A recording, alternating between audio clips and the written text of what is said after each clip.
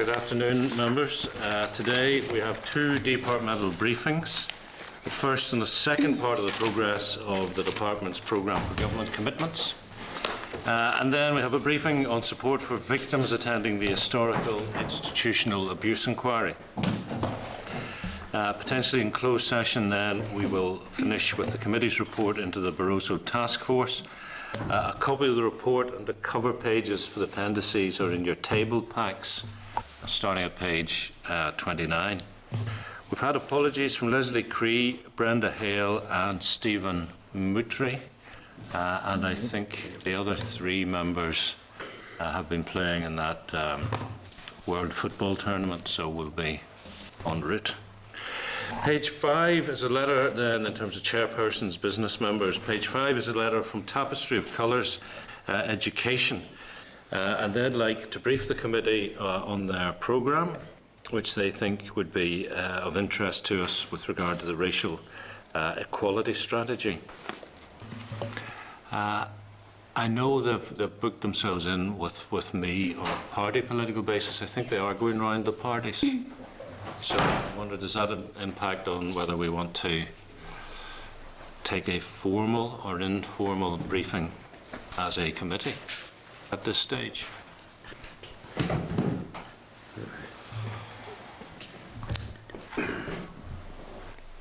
I think it's setting a precedent before next thing of all the groups. Yeah. Chair and the deputy chair to meet them. Happy to do that. Okay. Yeah. Page 7 is a copy of the committee's current invitations. And members, can I also remind you the Black and Minority Ethnic Parliament event is next Tuesday. I understand, as well as myself, 3 other members have indicated that they are available to attend. And the programme is included at page 8 of your pack. Sorry, page 8 of the pack. It's one of these speed networking events, and members therefore will get an opportunity to discuss matters of concern to the BME Parliament. Can I just ask if anybody else is intending to attend? Could they let the committee staff know as soon as possible for planning purposes? Next is item 3, the draft minutes of the meeting of the 11th of June 2014 from page 10 in your pack. Are we content to agree the draft minutes? Agreed. Thank you.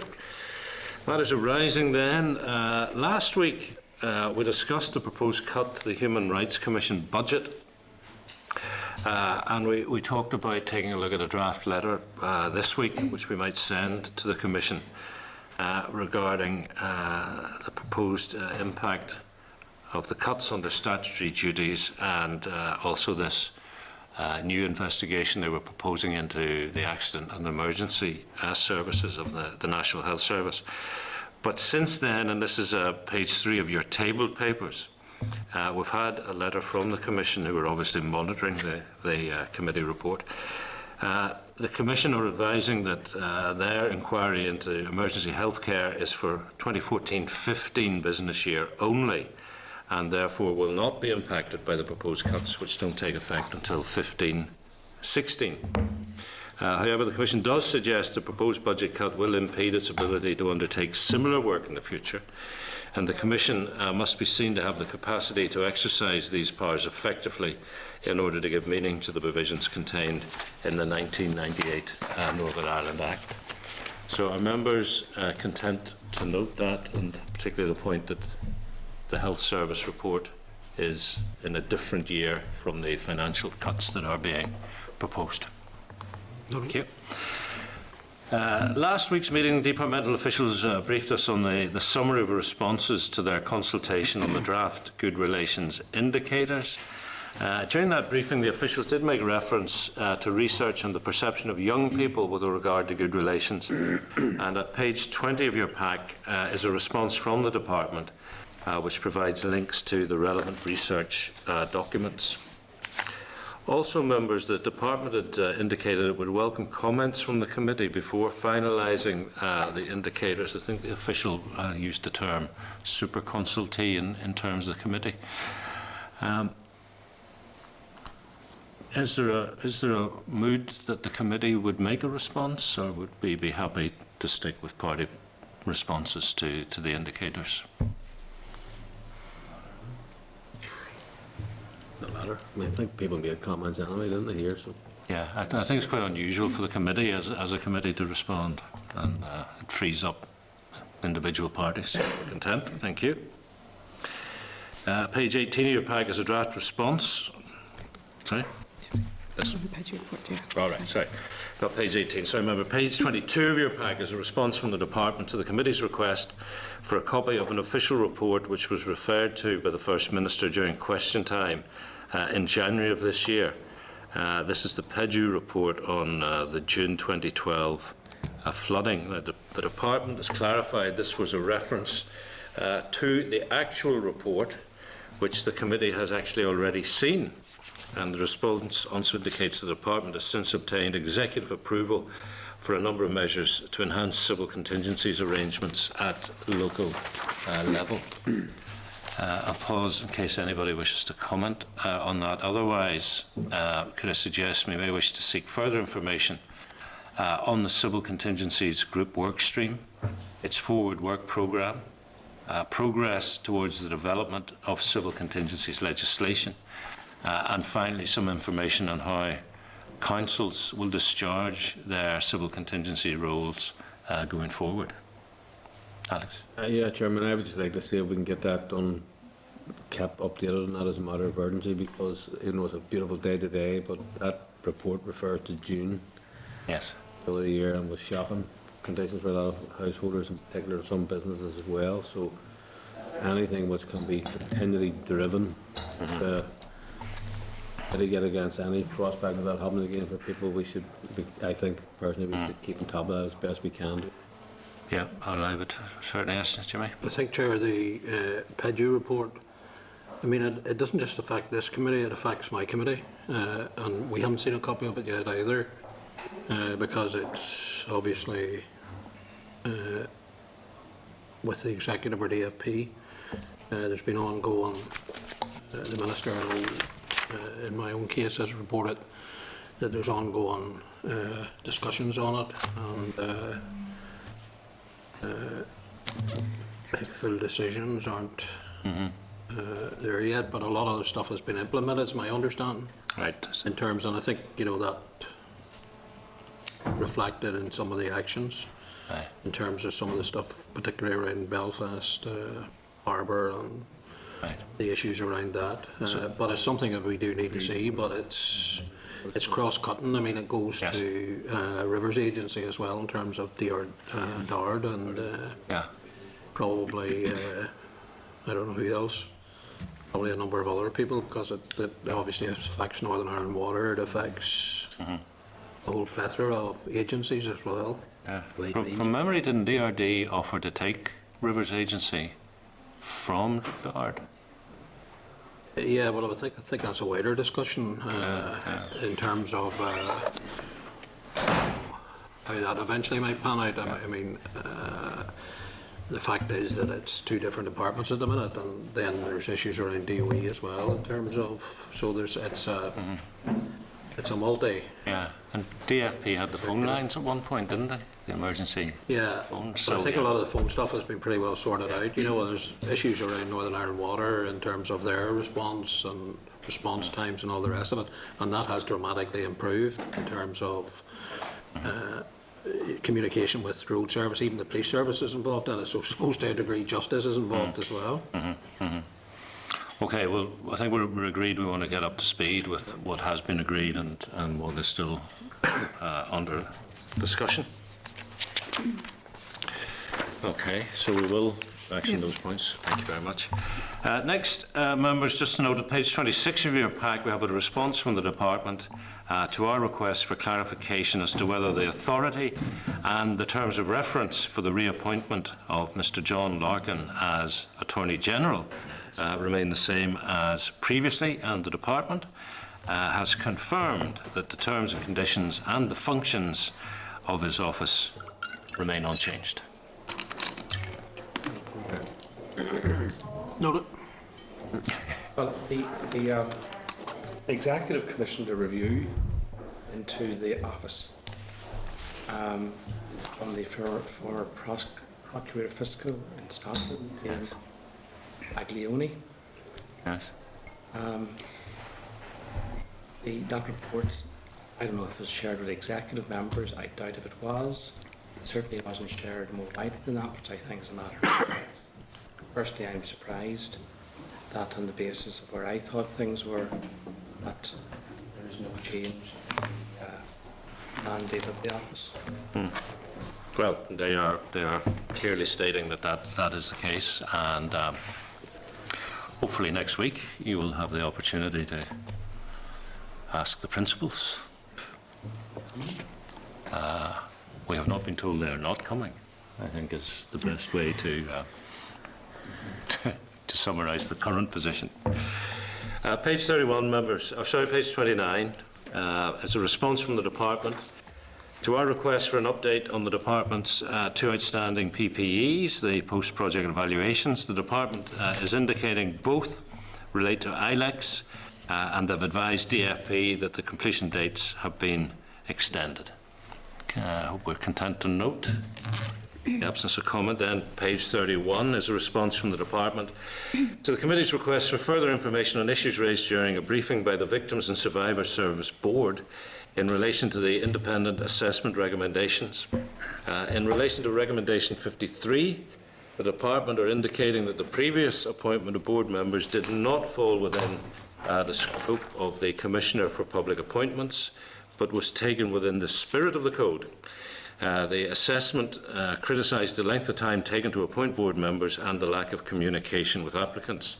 The department have confirmed that there will be a clear communication strategy for future board applicants.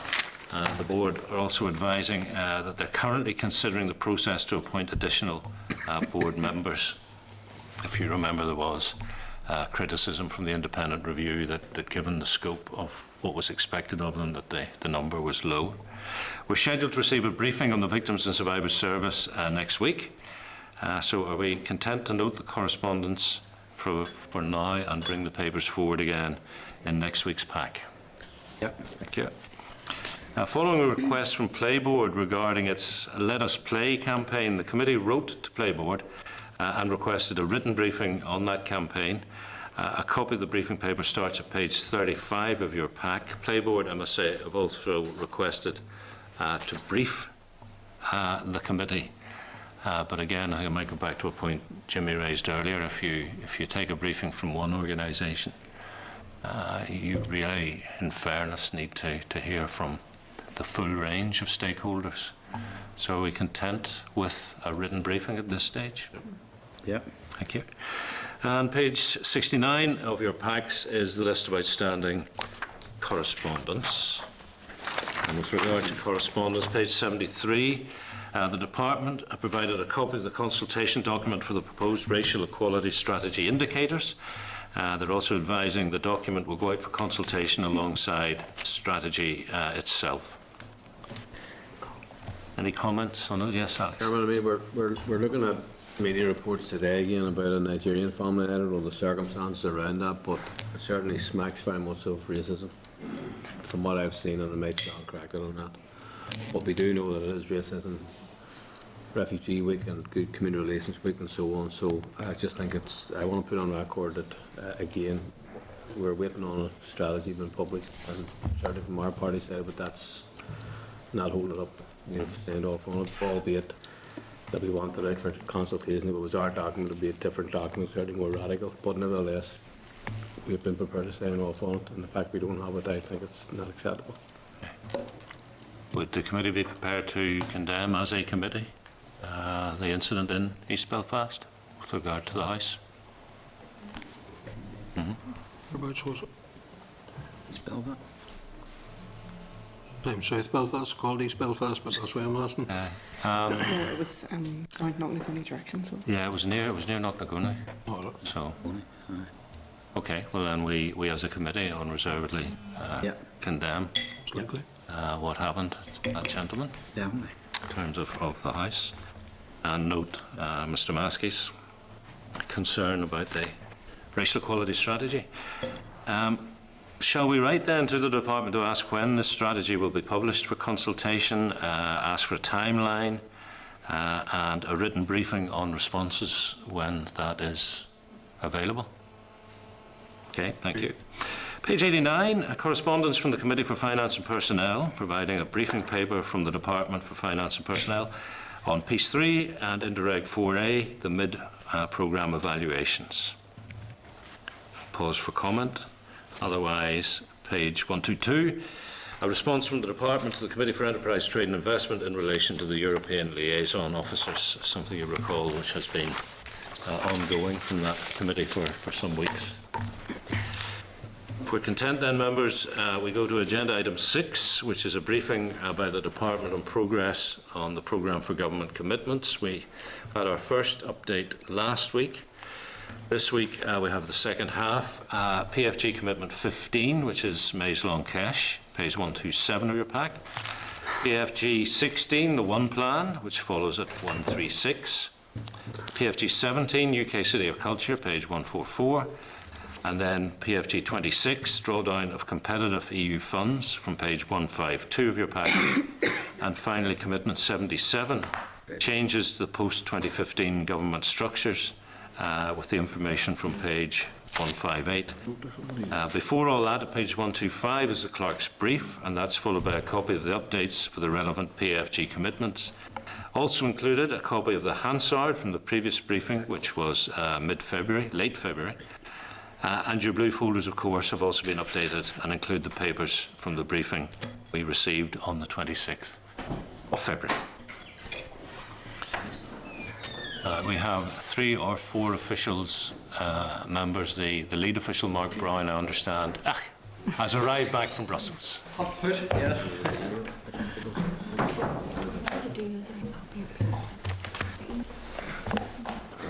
So we welcome Tony Canavan, Paul Geddes, Tim Losty, and direct from the airport, Mark Brown. Thank you, Chair. You'll do anything to avoid playing a football match, eh? Okay, Mark, we had a good session last week on the other half, and obviously on this occasion we've had our papers for over a week. So We do our best. Get straight down to it with your opening remarks, please. Well, Chair, I'm happy to either make opening remarks about all of them, or else take them one at a time and make an opening remark for each one, whichever best suits the way you want to handle it. Well, last week, members, we did it one at a time. Are you content to stick with that format? Yep. Okay. Well, the first commitment we have is Maze Long Kesh. I don't propose to say an awful lot about that. I mean, the current situation there is that there's no agreement on the way forward, and ministers are continuing to discuss the issue. What there has been, of course, is a second successful Royal Agricultural or agricultural show there, which was even bigger and better than last year. And while I understand there was some congestion, it was much improved on the year before.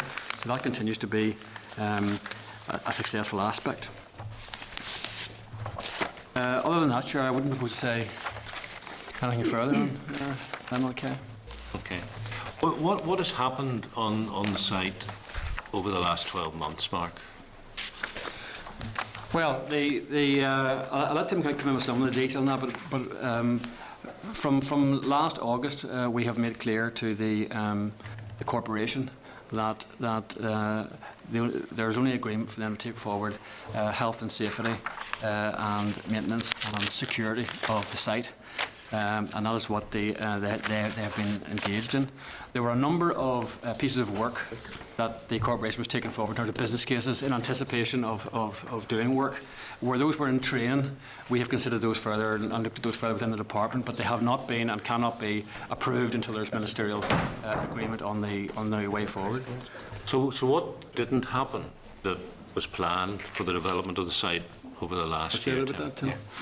Some of the work that they have been engaged in terms of the capital work would be work that need to be done to facilitate the RUAS show, which would include some site levelling around the site and also work on access footpaths to get onto the site. There's a path road at the Halftown Road that brings people in.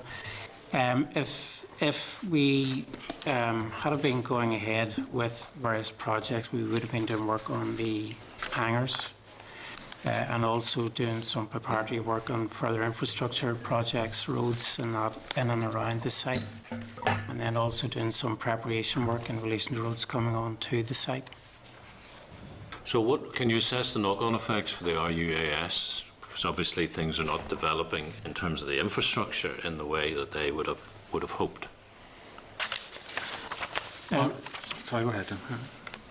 Well, the RUAS have been geared up to the shows at this stage, and they have some of their own logistical issues that they have to address. So at this point in time, we're not aware of any major problems. Obviously, with regard to their long-term future development, they would like to see something happening, or some word or communication back to them as to future development of the site. But they are aware of the difficulties.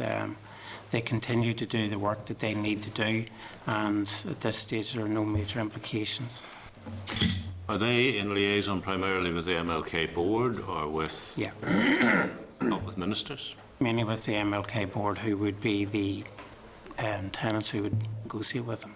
What about the board itself? I mean, I suppose it would be fair to assume that if you had stepped onto that board with the enthusiasm of developing this site, there must be some degree of frustration with the current situation. I suppose I wouldn't want to try to anticipate what the board members would say, but we would meet with them on a regular basis, and we meet with the staff on a regular basis. They got involved in a project, knowing the significance, but also the difficulties and challenges around. They do remain committed to trying to take all the projects forward in unison, and they understand some of the difficulties. They met with ministers towards the end of the last financial year, and they would hope to have further meetings with ministers quite soon. Has anybody left the board in an unplanned or unscheduled manner? No. Okay. What happens, because we anticipate a mid-term review of the programme for government overall. What would the plan be? Can you anticipate or tell us anything about what the plan would be in terms of this particular PFG commitment?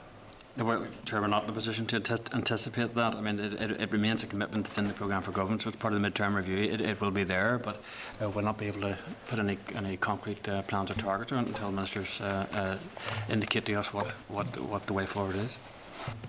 So in the meantime, health and safety is all that is being undertaken? Health and safety, maintenance, security of the site, any financial and legal issues that they have, but there's no development of the site taking place. So if that's the way it stays, what sort of money, what sort of allocation would you need over a financial year? Well, the current allocation around that is 1.8 million. But clearly, if there isn't going to be an agreed way forward, we will need to look at just the status of the board and just the level of activity that the board engages in, and look at the financing accordingly. Mm-hmm. How much does the board cost to run on an annual basis? The cost for the directors, the chair's on 30,000, each director's on 6,000. There are 10 directors, and then there's legitimate expenses. Mm-hmm. Okay. Anybody else? Chairman, just to make a comment, I mean, I actually think this is a slightly difficult situation for yourself to be in, if we could use that term diplomatically, because you're the chair of the committee which is to oversee the work of the department and the delivery of the programme for government commitments, yet you're one of the parties which has campaigned against this particular programme for government commitment. It's fair enough, that's your choice, but in your capacity as the chair of this committee, I actually think that actually you're not in a good position to host this discussion, actually, to be quite truthful, because quite clearly there's a programme for government commitment. One party to that delivery of that has arbitrarily walked away from it, in part because of people like yourself campaigning for that. So I'm just making a point. You're chairing this session. I actually think it's a bit of an invidious position for you to be in.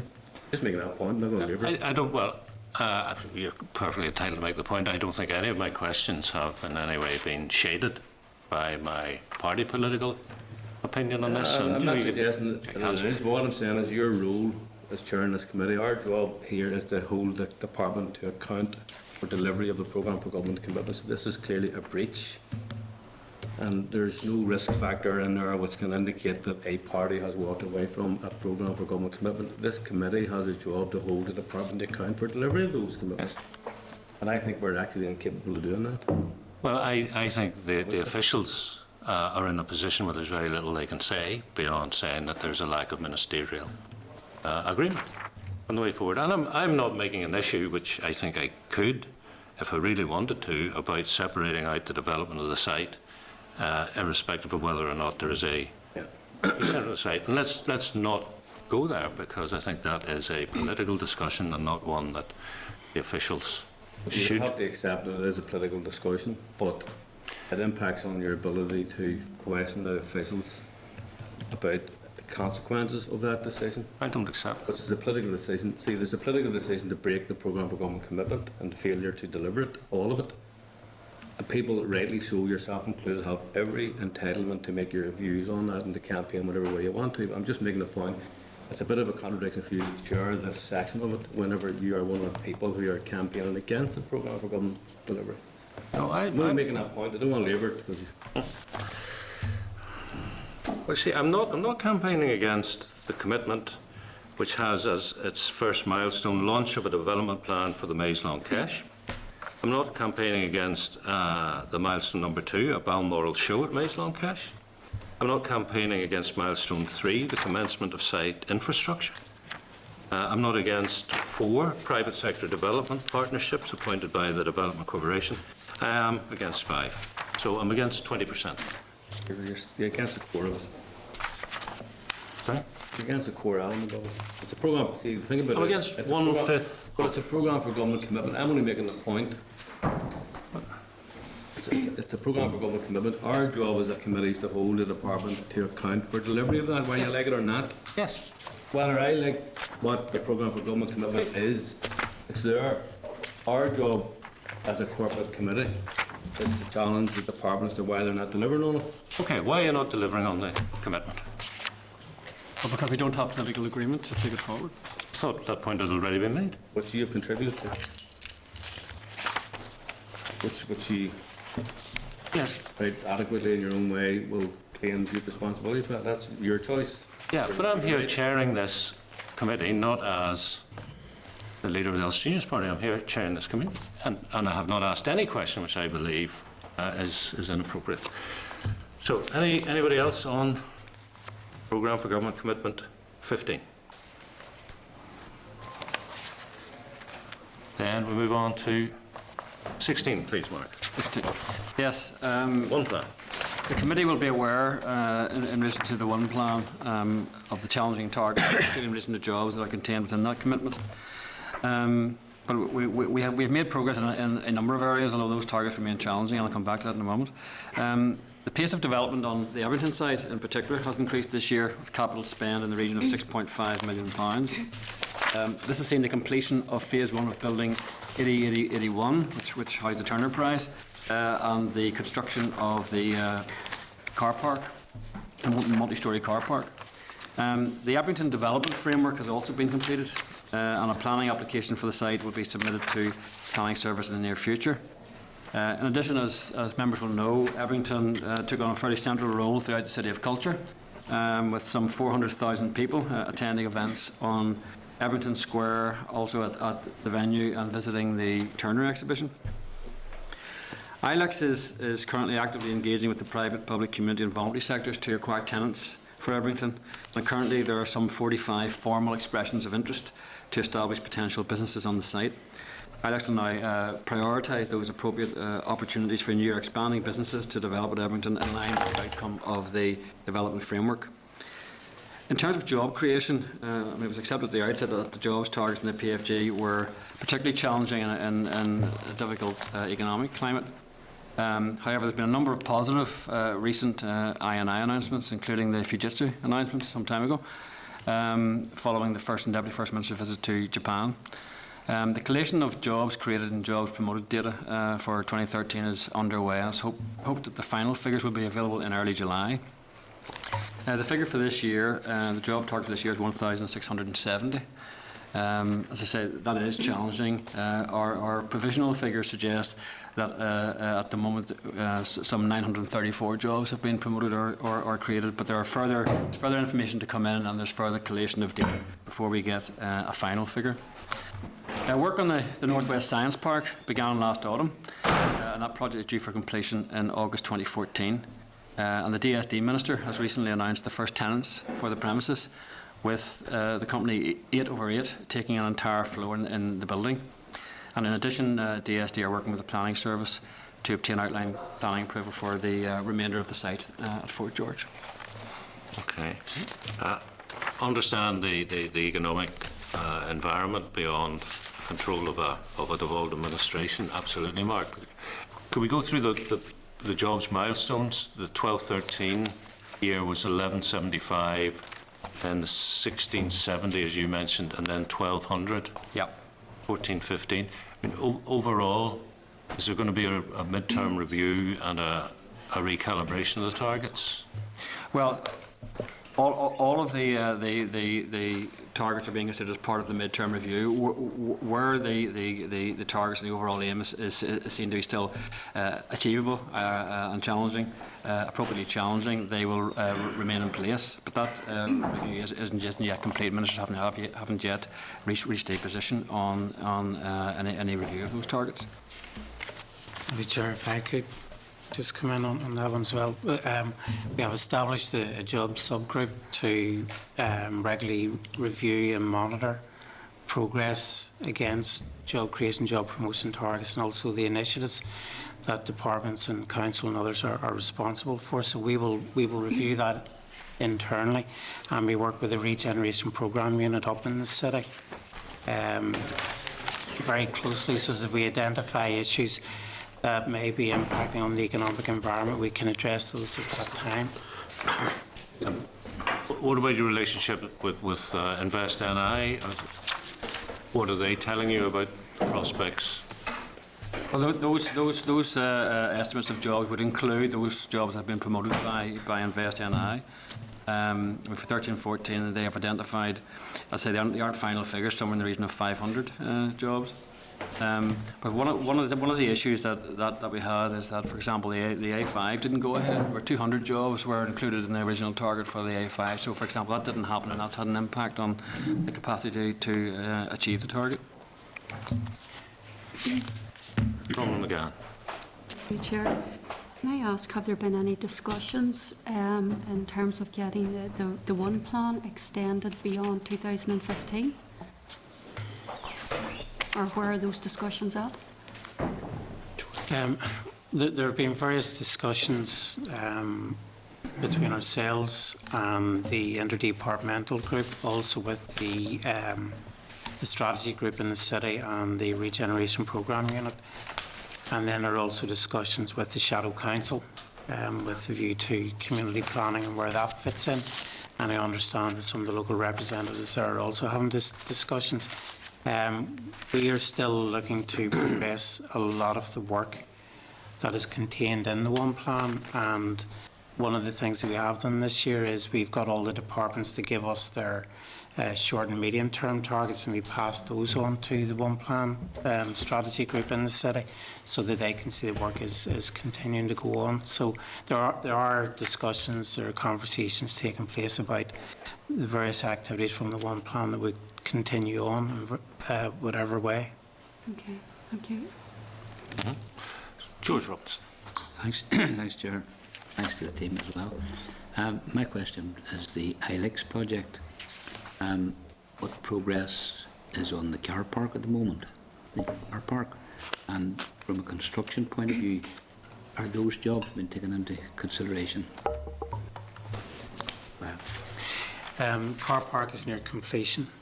There's just some final tidying up to do. It was behind schedule, but we've got it back as far as possible onto schedule.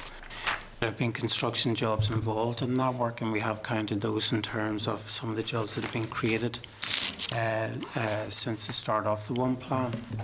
There are less people working on the car park now, but some of those companies have also been successful in getting contracts for other construction work in the city and on the site. In terms of other capital developments on the Ebrington site, we've been talking to the ILEX staff and also to the board, and we expect to have 7 buildings brought into operational use by the end of this financial year. And we will be working with ILEX again to push and see if we can bring any more projects onto the market. It's a brilliant project. Well done. Happy enough, George? Yeah. Thank you. Alex Maskey. Thanks, Chair. In terms of the initial risk register, in terms of the issue around the need for greater focus on collaboration work, around the interdepartmental coordination group, is there any update on that aspect of it? Yeah, it's coordination in the interdepartmental group, and then also between ourselves and the local players, and with the local players themselves. In terms of the work that we're engaged in, we've had 2 meetings of the interdepartmental group this financial year, 2 meetings of the jobs subgroup, and I've had bilateral meetings with some of the key departments this year. Obviously, a lot of the activity last year would have been in relation to the City of Culture. We got all the departments to contribute information that the local regeneration planning unit needed. So there is communication there. It's certainly improved an awful lot as people now realise the information that they need to provide. There's always room for improvement. And also in relation to some of the groups who will be leading up the Catalyst programmes, I think we're still trying to get agreement on who will lead 2 of those Catalyst programmes. So they're currently marked as red. But whilst we're still waiting for collaboration and agreement there, it's not actually stopping the work taking place. So, for example, things like social economy projects, there's various research and business cases being conducted. And the other Catalyst project, I think, is the Sustainable Development, Sustainable Energy. And again, work is going on between ILEX and the University of Ulster, whilst we're hoping to get agreement on who's going to take the lead in that. So there is improved cooperation and communication, but there's always room for further improvement. Chair, can I just follow on that there, just to ask, the next aspect of that would have been, hopefully that would then evolve into better, I think it was described as high quality relationships then at the local level. Yeah. The local development system was called. So you seem to be indicating there that there is a rollover, that is actually starting to impact in a positive way on that, possibly building it. Yeah, I think it is. From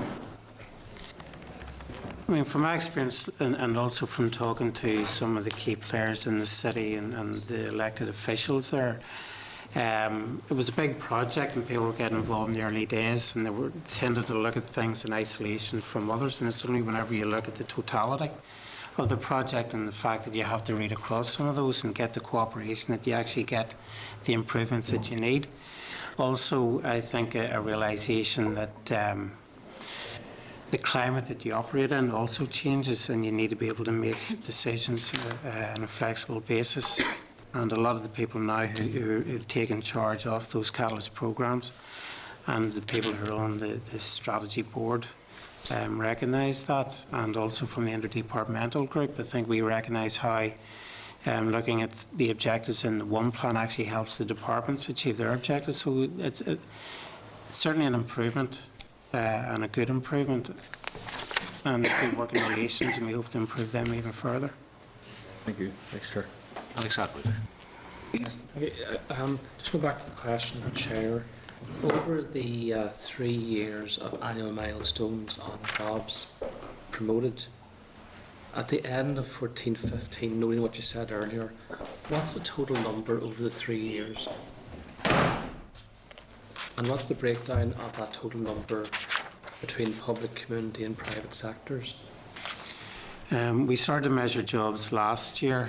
The target was 1175. We achieved 1180.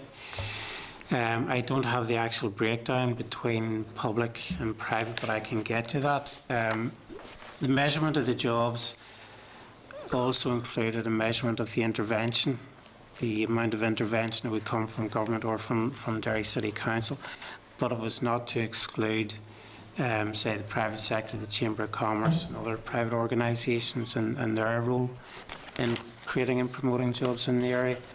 The target for this year, 1,600 jobs, is it's an ambitious target, and it was set at a time when the economy was performing differently.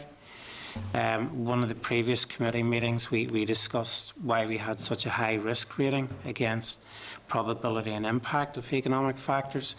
We're pleased to say that there has been an improvement in the overall economic climate, but we also see that there is a lag behind up in the northwest, which is why we still need to continue with the jobs subgroup and why we still need to continue with many of those interventions. We will be measuring jobs over the 3-year period, and the jobs target for next year is 1,200 jobs. So of the 1180 last year, the 1180 from last year, are they all still in place this year? I couldn't tell you whether they're all still in place. What we would be doing with the local organisations who are carrying out the regular monitoring would be every number of years we would be going back into the workplace in the various organisations to see how many of those jobs still remain or how many have increased. What we have seen is that although we are various interventions are putting jobs into the city, we're also seeing from elsewhere a rise in unemployment where there have been redundancies elsewhere. So it's an indication of how important it is to really keep attention on the job promotion, job creation work that we're doing. Do we know of the 1180 jobs from last year, which of those continue into this financial year? We wouldn't at this stage. We would be possibly looking to review that next year, next financial year. We would look at it over a 2-year period in some cases. Is that the way these things are done, or is that how it's been decided to be done in respect of like how many of the jobs, for example, were jobs for last year given the year of culture as opposed to sustainable beyond the year of culture? And this is one of the areas that we're looking at, and we have independent economists actually looking at jobs promoted and created through the City of Culture programme to determine what jobs were there last year as a direct result of City of Culture and what jobs are going to stay. But you don't want to have a measurement where if you measure over a short period of time, you measure the jobs, you really want to try and get to long-term sustainable jobs. And that's what we need to try and measure. I agree with that, but it does seem to me that given the year that was in it, and given the jobs boosted around the year that was in it, if to draw conclusions about where the sustainability might be, it would be useful to find out what was sustainable between last year and this year, would it not? And as I say, otherwise we have figures, but we don't actually know what the follow through in those figures is, and we don't know if what character of the jobs, public, community and private, are sustainable or not. And given that the 1670 target is challenging this year, you probably conclude that one of the reasons is because there hasn't been a follow through in terms of the year of culture that might otherwise have been anticipated. So I do think there needs to be real-time analysis of what happened last year in terms of the jobs that are promoted and whether they are continuing this year and where the sustainability opportunity might be in terms of all of that. Otherwise, it's just figures on a page without actually any interrogation of what it actually means on an ongoing year-to-year basis. well, Do you not agree? it's not our intention just to throw numbers out and then move on. You know, we do need to see where those jobs are being created. We are funding team within ILEX at the moment, band team, and they have responsibility to carry out regular monitoring of the impacts of government intervention, and in particular with the jobs and the type of jobs. Also in relation to what happens with City of Culture. City of Culture has been a success. We'll talk about that in a moment, but it has set a certain direction. You can't allow momentum to continue after that without it being managed. So the City of Culture will lead into us working with local players to develop business clusters, attract new industries, new business startups and new skills into the city, which will then lead to even longer term sustainable job creation. Well, Chair, could I ask that we have a breakdown of what was promoted in each of the public, community and private sectors in the 12 and 13 year? We can get to that. And that quickly we know of those three sectors what has continued into this year, and if there is jobs being promoted this year, is that more in the public, community or private sector, and what might be the relationship back to agriculture in respect to those three sectors? Could I then ask you, picking up that last point you made about business clusters and etc., does InvestNI now have an explicit sub-regional strategy when it comes to Northern Ireland, including the sub-region of the North West and the City of Derry? That would really be a question that InvestNI would have to answer. We do work quite closely with them both here in Belfast in their head office and in their local office up in the city. So we get information in relation to their local initiatives and the larger scale initiatives. We haven't talked to them about a sub-regional strategy. But under the risk register, you say, under risk 1, challenging external economic environment, development of targeted economic and employment initiatives and projects. How can you make that comment if you're not talking to INI about a sub-regional strategy? We're talking to InvestNI about their activities and then also about the programmes that they would deliver in the city. The strategy group and Derry City Council have been working on an economic strategy, I think 2009, 2012, and then following on from that into a number of projects. So there is an economic strategy for the city that many players would buy into. The only point I'm making is that it is, unless Invest has a sub-regional strategy, and I hear that Invest are saying to the Chamber of Commerce in Derry that that's what they're thinking of, until we get to that point, you have a lot of departments doing a lot of work, hopefully, but it is not critical mass because it's not a coordinated and integrated sub-regional approach.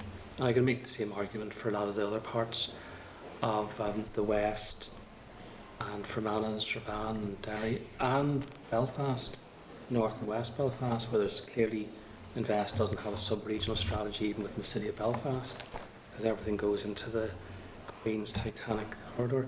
Could I ask, is there any further consideration about the future of ILEX?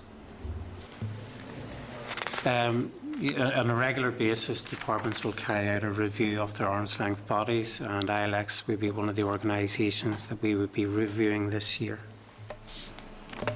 And have you got any political steer from DSD, OFMdFM about the character of that review? Is it a light touch review to see whether it's behaving itself better than it did in previous days? Because clearly it didn't behave itself very properly in previous days. But is it a fundamental review? Is there any intention that ILEX should actually, given new powers going to council and all that actually maybe it's run its course? It's a standard review format that would be carried out across the civil service, and it looks at what was the organisation set up to do. Is that need still required?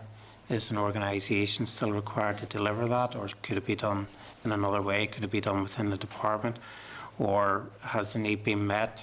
Has the organisation fulfilled its purpose, in which case then you would move on. But you would take any decisions about what is needed in the city based on the evidence that these reviews would produce. Sorry, could I just maybe say something on that as well? Because the other point you made was ILEX behaving itself, or some of the issues that were there previously still there, and we believe the organisation has moved on very significantly in terms of financial management, in terms of the appropriate approvals, business case approvals. We've put a lot of work in with them to make sure that that's the case. So we don't have the same concerns in that regard that were there previously. Okay.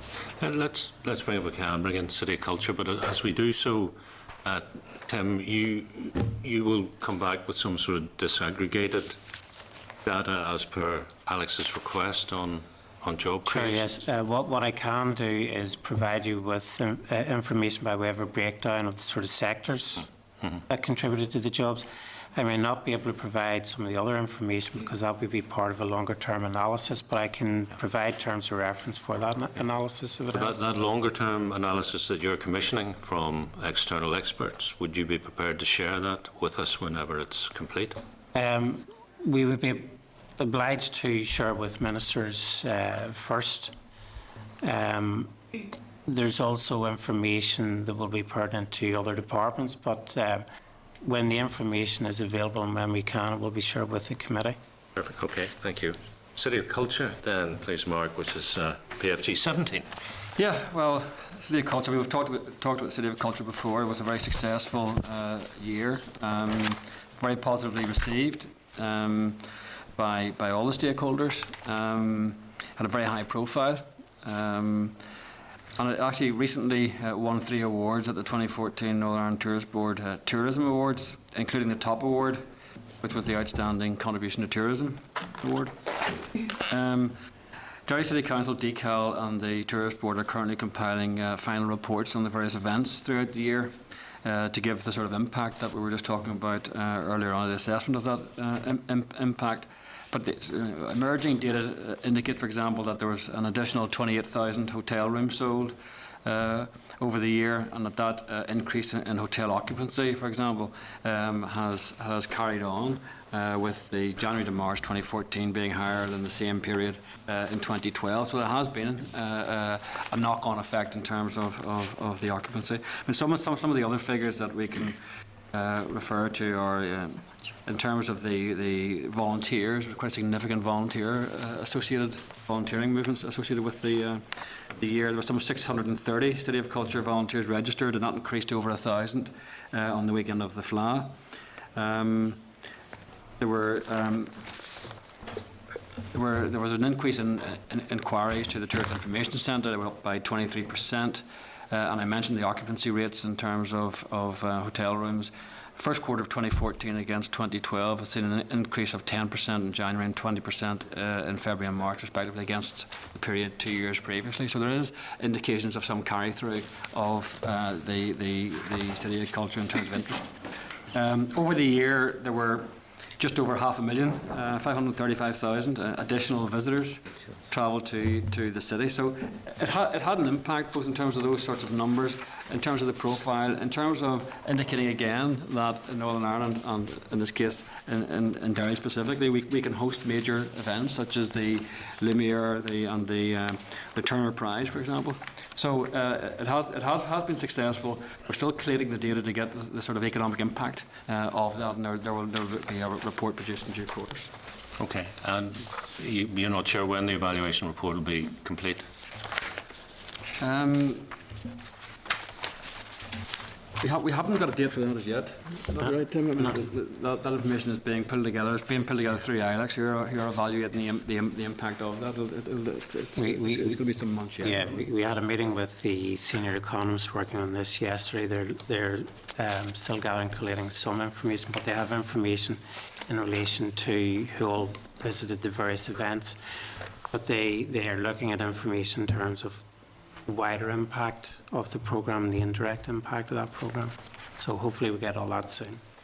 And has the department's role ended, or are you involved in the legacy project with DCAL in any way? We remain involved with DCAL, but DCAL are now taking the lead in carrying through the legacy. They have the DCAL minister announced her legacy plan in November. And they are establishing a new office up in the north in order to take that forward.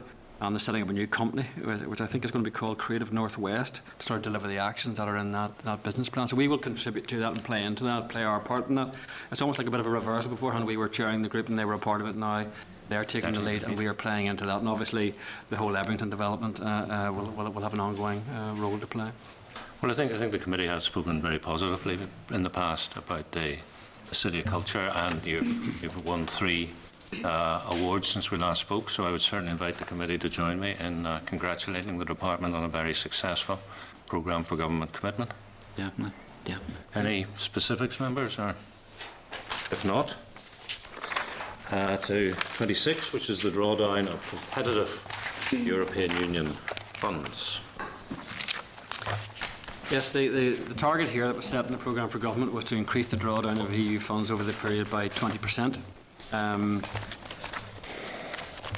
we continue to make good progress in this area. In 11-12, in the first year, departments drew down an additional 23 million. In the second year, 12-13, they drew down 18.3 million. So at the halfway point in the budget period, some 41.3 million has been drawn down, which represents 64% of the target, which means that we're well on track to realise and indeed exceed the 64.4 million by the end of March 2015. The detailed figures for 13-14 are not yet available because they're still being verified by departments. It's quite a long process in terms of these statistics are provided on a lag basis. There's quite a lot of work that has to be done to make sure that the figures are accurate. So we're waiting to get that information in. I would say that while there's obviously been in the programme for government, there's been a focus on this 20% drawdown. That's something that you can measure and something that has a specific economic impact. And the whole purpose of engaging in these competitive funds goes far beyond just that financial impact. It is important that there is that wider engagement in Europe and there is that learning from Europe. And in competing in these funds, very often, in fact almost always, there has to be a partnering that takes place with other regions or other member states in order to put forward proposals. And that sort of collaboration builds, on a very important basis for future development, makes important contacts, and as I say, will bring benefits not just in terms of extra funding, but in terms of extra learning, understanding of how things can be done in a different way, how things are done in other countries. And it gives us the opportunity as well to play back into Europe any learning that we have from the various projects that we have in place here. Indeed, you mentioned, Chair, at the start that I was over in Brussels, and part of that was, as well as visiting the permanent representations, we also had a dinner with a number of those members of the Commission who are involved in the Barroso Task Force, just to talk about how we take all of that work forward and to do a bit of a review on what has been successful and what could be improved on in terms of the work to date. And again, the key point that was made there was that the whole point and the key aspect of Europe is in making the contacts, making the networks, developing those relationships, and it's that will provide the main benefit, albeit, of course, that the drawdown and the figures coming through and things like competitive funds are important. Okay. I don't mean this as a criticism. I think it is a statement of fact that there is a significant, I think probably lobby of opinion that says, having looked at the success of this programme for government commitment, that 20% was perhaps not as ambitious as it might have been. Would that be fair? Well, I think looking from where we are now, that wouldn't be an unreasonable position to take. But I suppose, really, when the target was being set, we have to go back a number of years when we hadn't the experience, we hadn't the track record of monitoring this, we didn't know what was possible. And I think at that point, when the target was being set, there was a view that would be a reasonable increase. But I mean, to be fair to departments, and this was done on a collective basis, there wasn't really any track record. There wasn't really any sort of projections you can look at and say, that is stretching or not. So to some extent, it had to be a stab in the dark. It seemed a reasonable target at the time. So it's become a baseline to an extent. Well, it's an indication of the extra drawdown that we have got. I expect that we will exceed that figure. And as part of the whole programme for government, we're going to have to look and see then how do we reset that figure to get to the end of 2016, what would be an appropriate level there, and in doing that we'll take account of what we've achieved to date. And it's probably a very unfair question, but what would your target be for next time? Well, we haven't agreed that yet. All I can say. No, is I'm not saying you've agreed. What would you pitch? What would you recommend? Well, no, I wouldn't like to put my neck out that far at this point. What I can say is that I expect the figure will be a fair bit in excess of 20% over the period. Okay. But we'll have to just look at the detail of that. And in terms of getting the information, Mark, you're clearly indicating that you're a long way from kind of a live timeline in terms of drawing in. What are the difficulties? Why is it not possible to have a kind of live assessment of success? Well, there's a whole range of reasons. I mean, these are competitive funds. People have to put in applications. They compete. They then draw down from the funds at various times. So there's the time at which the departments draw down. There's the response of the European Union in making the funding available. There's also the fact that in most cases that departments are working through arm's length bodies or third parties. So this data isn't coming in directly to them. So they have to draw down or draw that information in from third parties, and it's always going to be provided in arrears, because that's the way these things work. You do the work first, then you get the funding for it. So those are reasons why you couldn't really have a live system. We try to get the information in as quickly as we can. When we get it in, we always have to look at it and sense test it. But if there's any unusual trends, we want to just make sure that there hasn't been any errors. And that was just part of the process we go through to try and make sure the information that we get is robust. But you have a lot of players here between all the departments and then all the arm's length bodies feeding into that, and the European Union and here. So it's complex in putting the information together. Yeah, including the arm's length bodies and whether they can take credit for it or whether the department takes credit for the drawdown. Yes, I mean, what we have agreed is that it's appropriate for the department to count in funding that's achieved through an arm's length body where the department has significant input to that achievement, where the arm's length body or third party agrees that can be counted in that way. Because for these competitive funds, departments can't apply directly, have to work through the arm's length bodies or third parties. So in most cases, the department can actually establish these kinds of relationships in the first place. Mm-hmm. You have a key action of sharing the experience of engaging in EU funding programmes through the Barroso Task Force Working Group. Will this still happen, and does the working group stay in situ post-Barroso? Well, again, that was part of the discussion that we were actually having in Brussels. How do we make sure that a structured relationship stays in place? Obviously, Barroso will be moving on, and there will be a new president at some point. And at least the name will have to change. But what we wanted to do was to make sure there was some form of structured relationship ongoing, because it's been extremely valuable for departments to have that access within the Commission, to have people there who are the other end of the phone and can be contacted, and who can point officials in the right way to get to where they need to get within the Commission to try and get either the information or to help to speak to those officials who are making various decisions. So that has been very important, and we're currently looking at ways in which we can maintain that relationship. In terms of sharing the learning, we do that at the actual meetings in terms of around the table. All the departments are represented at a senior level, and we have discussions about the issues that are arising in Europe and lessons from that. There have also been a number of policy seminars. I think it's one of the targets that we had referred to in our European priorities document. A number of policy seminars where officials are brought over from Europe and they present on a particular issue along with officials locally, and all departments are invited to that. And there have been a number of those which all help to share the learning in terms of how to access these kinds of funds and what has worked for other departments. So that's all part of the process. Okay. Finally, for me in this one, Mark, in June monitoring, I think I'm right in saying under the European Regional Fund, there was a bid through the European Capacity Building Fund for monies for delivering social change. Can you update us on the status of that? Well, there has been no decision taken on June monitoring as yet. That's a bid that has gone in for that. So we are awaiting decisions to be taken around June monitoring. And if you don't get it, what's the implication? Well, we'll have to look at what is possible to take forward in that whole area. Is there anything, Paul, you want to add? No. No. It is. This is going to happen a whole range of it. Obviously, there were when we were up a week or two ago, there were a whole range of bids that we had in. We did indicate that if those bids weren't successful, we're going to have to consider what it is we take forward. And obviously, the first thing we do in that kind of a situation, the risk of getting into financial discussion here, we will go back to our statutory commitments. We will go back to the programme for government commitments. We will go back to those things that are high-profile ministerial commitments, and make sure that they are continuing first, and then see what else we can do within the budget we have. Okay. Bronwyn? Okay, thank you for that. You mentioned, right, regarding policy seminars where you have officials from the ED engaging with officials. How then does that information then translate to grassroots Yeah. in terms of accessing funds?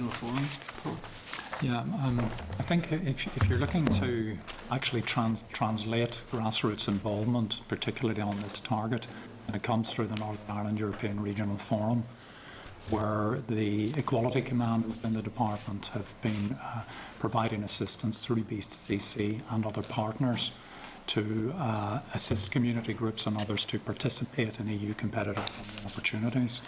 So this is a forum, I think, with currently around about 60+ members in it from across civil society, local government and other stakeholders. And that's where the primary exchanges of information exist. In relation to the policy seminars, things like the UK Smart Specialisation Seminar, they're very much geared at the policy makers who have an interest in various organisations, but they're looking at similar things: progress, good practice and next steps. But that was bringing in policy expertise from Europe and combining it with expertise from other devolved administrations and the south of Ireland. So the policy and learning exchanges operate at a range of different levels, but they're on an open basis. There is no exclusion of people, to my knowledge. Regarding the exchanges, could you provide a geographical breakdown of the people that you engage with? Because I want to ensure that there is a fair representation of urban and rural. I certainly would have nothing centrally on that, but I'm willing to go back to... People who attend those Yes. exchanges, I mean, it'd be very easy to ascertain where they come from. Yes, it would, but I will need to go back to the organisers of the separate policy seminars and then approach the NIERF Secretariat and ask them for that information, because the department will not hold that sort of centrally. So there is quite a bit of a resource implication to that. Also, that some of these events have taken place over the course of the last year. So they will have to do some archive analysis on that. Yeah. I can't imagine, there being a big resource to that. I mean, it's just asking a simple question. Yeah. I mean, whereabouts do these seminars take place? Do they all take place in Belfast? Do any take place in Dungannon? There's no resource implication to that. Well, certainly, as I've indicated, I'm willing to go back and ask for that information. As to the location of the seminars, they have been taking place outside Belfast, particularly in terms of the NIERF forum. How far outside Belfast? I know that there has been one in Derry, and I think there's been another one in Armagh, and beyond that I'm not certain. So again, it's a question that I can put to them on your behalf and ask for information on location and where I can get at the sort of community voluntary groups who are participating in those events. Thank you. Okay. Chair, thank you. Thank you for your presentation on this. Just in terms of, this question is not just exclusive to this, but I think it's equally important, and just to yourself, Chair, as well. I think we're just after out of the European Union election. 3 MEPs, we've sort of had bits and bobs of engagement in the last mandate, but I'd like to see the department engaging with the 3 MEPs, because if you look at the manifestos of all of them, there are some elements of common ground which meet the department's needs and the Assembly's needs in totality. So I was wondering, have the department any arrangements to meet the MEPs or engage with them even individually, preferably collectively at some point, but even initially, just to see in terms of like sustainable development, for example, because you told me project pipelines, you told me mainstreaming the work. Clearly, we have 3 representatives over there now, and they're there for another X number of years. So, I'd like to see in terms of how we just mainstream their work and our work, and certainly an engagement to see where a common ground might be met between all of us to see if we could, get a bigger bang for the buck, so to speak, that we always have. Yeah, no, the MEPs are a very important resource for us, and I mean the role of the Parliament is becoming increasingly significant. As anyone who's watching the whole process of appointing a new head of the Commission will know. In terms of our contact with MEPs, the bulk of that contact would be done through our office in Brussels, which falls under the auspices of OFMdFM. I mean, they regularly support the MEPs. They regularly provide them with briefings, and they would go to the various councils that a number of the MEPs would be attending. So there's that support provided there, and I know there are various either one-to-one briefings or meetings collectively where the MEPs are able to come together, and they're not always able to come together because of the demands on their time. In terms of the department, I know that the head of the civil service is currently seeking to arrange a meeting with the MEPs. Was seeking to get a date. Wasn't able to get one just recently, and is seeking or considering whether or not there may be an opportunity out in Europe to go out and have this sort of discussion, because we're very keen to ensure that, as we look to taking the whole Barroso task force forward, we get better alignment between all the various elements that relate to Europe. That includes the Northern European Regional Forum, it includes the MEPs, it includes the councils. So making sure we have all those groups all coordinated and all communicating together. Thank you. Okay, thank you. Alex Edward.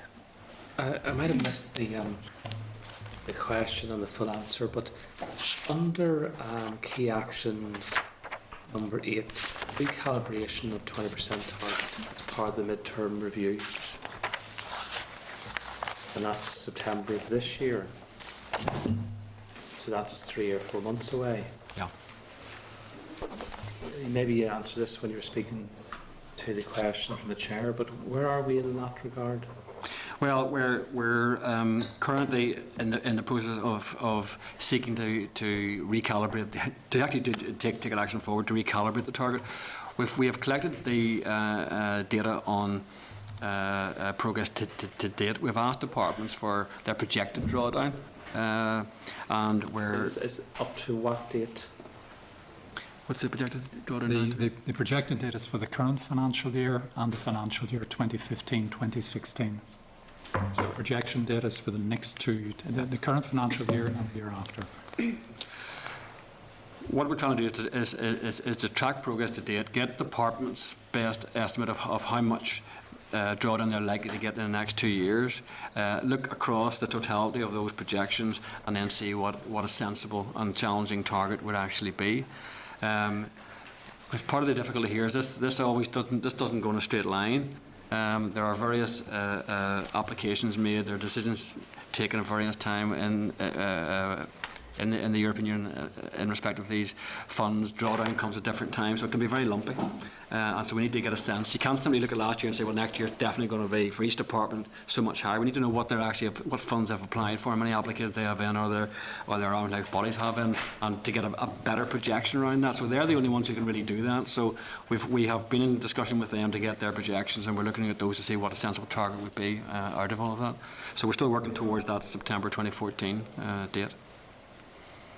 My own view is that process that you're undertaking and that date are critical, because if there is not a gear shift now, then as you run into the 14-20 funding window, you actually are starting to too low a gear to actually make up the ground to maximise the return of the later years of that funding cycle.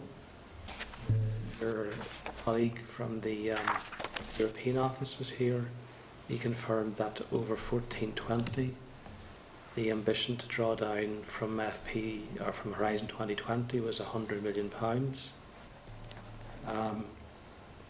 which really wasn't very challenging at all in terms of the scale of that fund and the opportunity to draw down through that fund.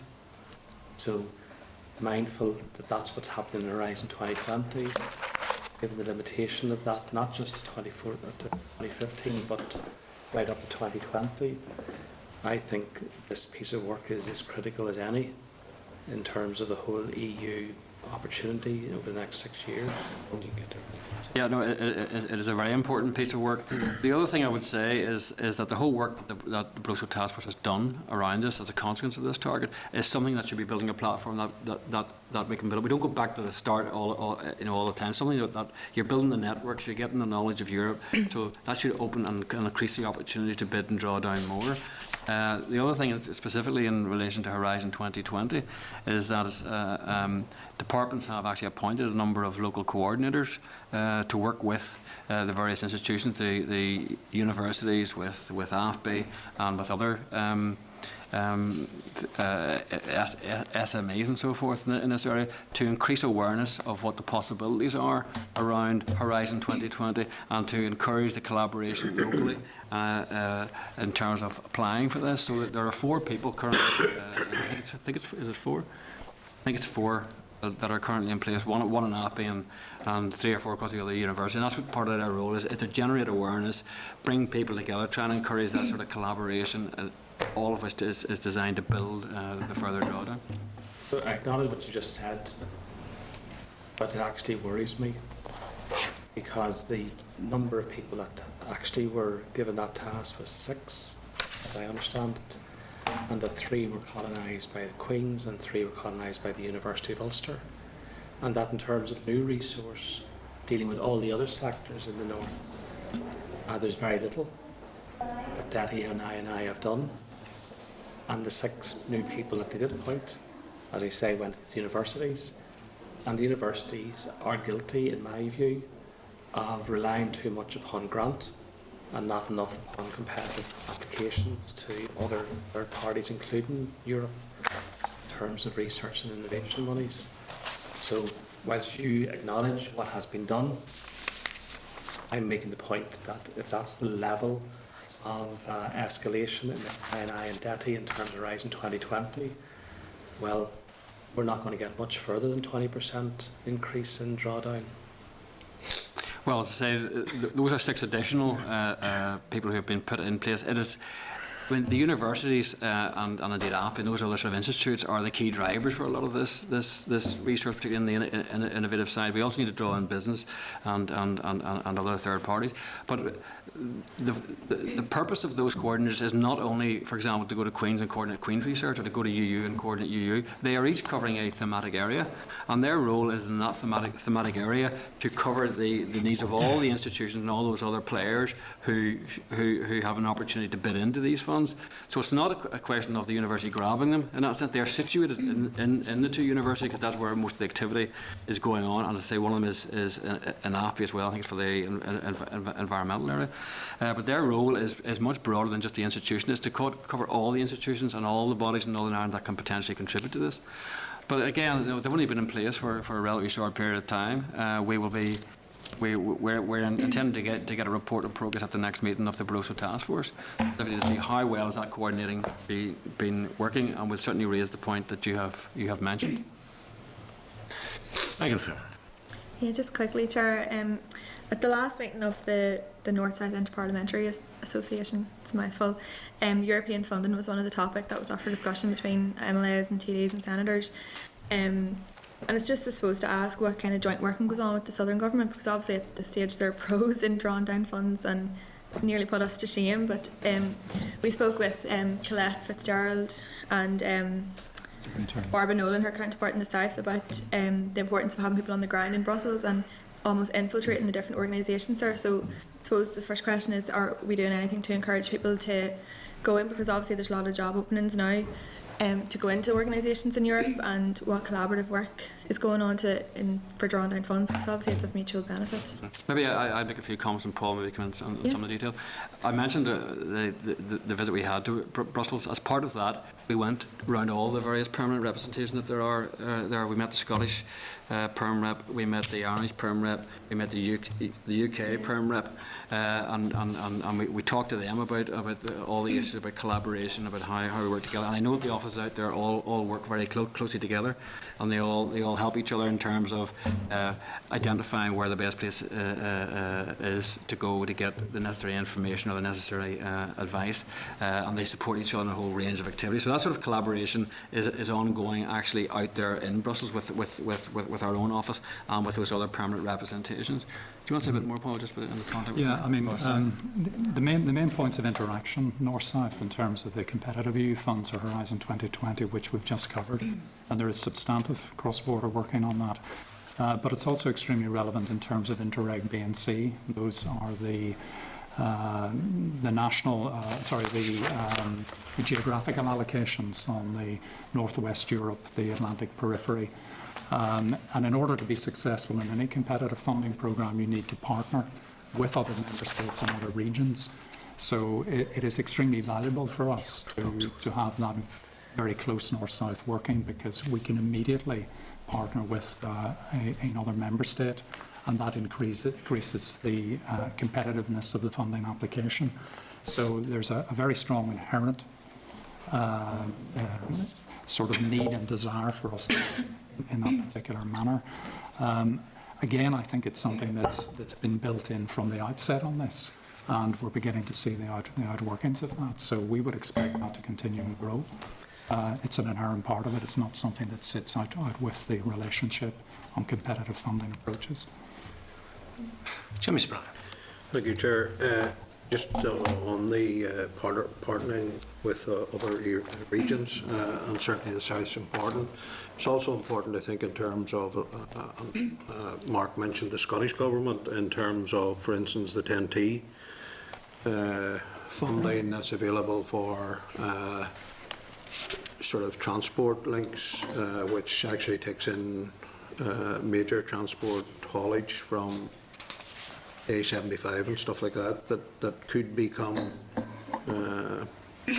available, or monies could become available in the not too distant future in terms of some of the 10T stuff. So I think there does need to be conversations in relation to that, because it can help the whole island here, and also in the areas of the seaways as well. I just can't remember the name of that particular stream, but there's also availability in terms of ferry services and stuff like that, and cargo travelling, given the fact that we need to move stuff mostly in ships or by road or whatever to get it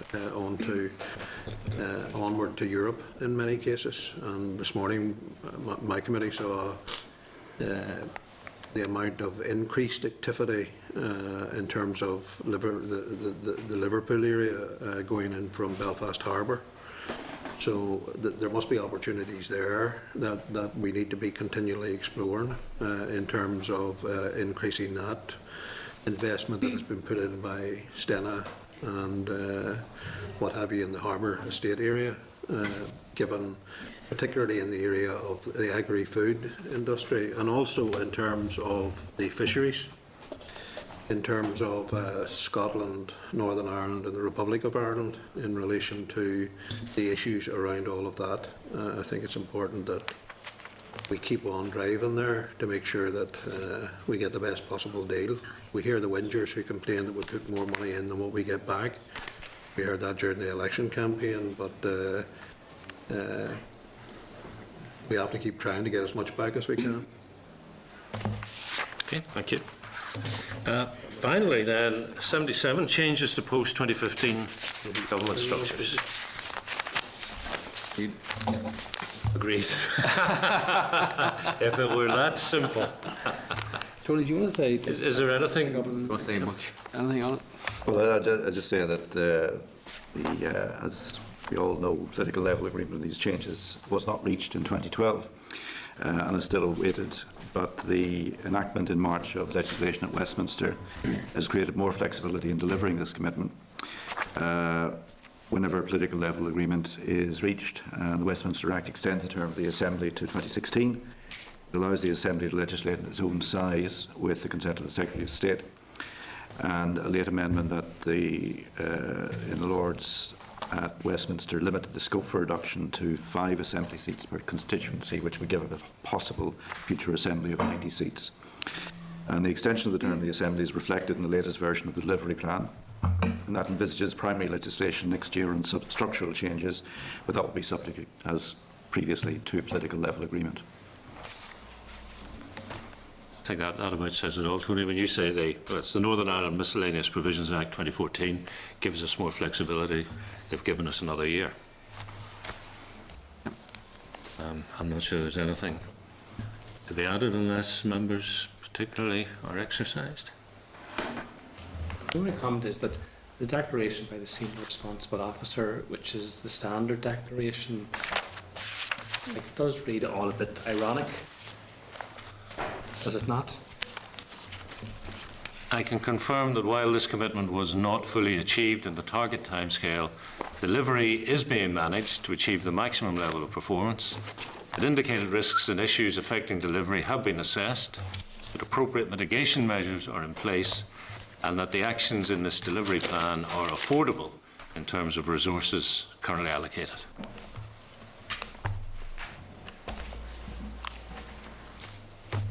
It is what it is. Gentlemen, I think that's us. Thank you. Thank you all very much indeed for your time. Chairman, members.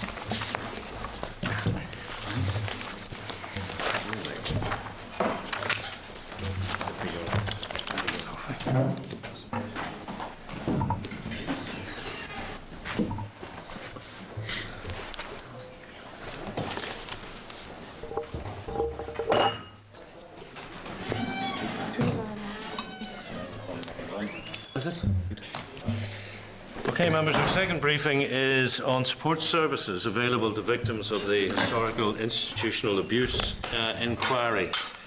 In late May, we considered responses from SAP, Contact NI and WAVE, following our request to them for their assessment of how the support services were operating for victims who'd attended the Acknowledgement Forum. Those responses are available to you from page 182 in the meeting packs. As a first step, we agreed to request a briefing from departmental officials on support services.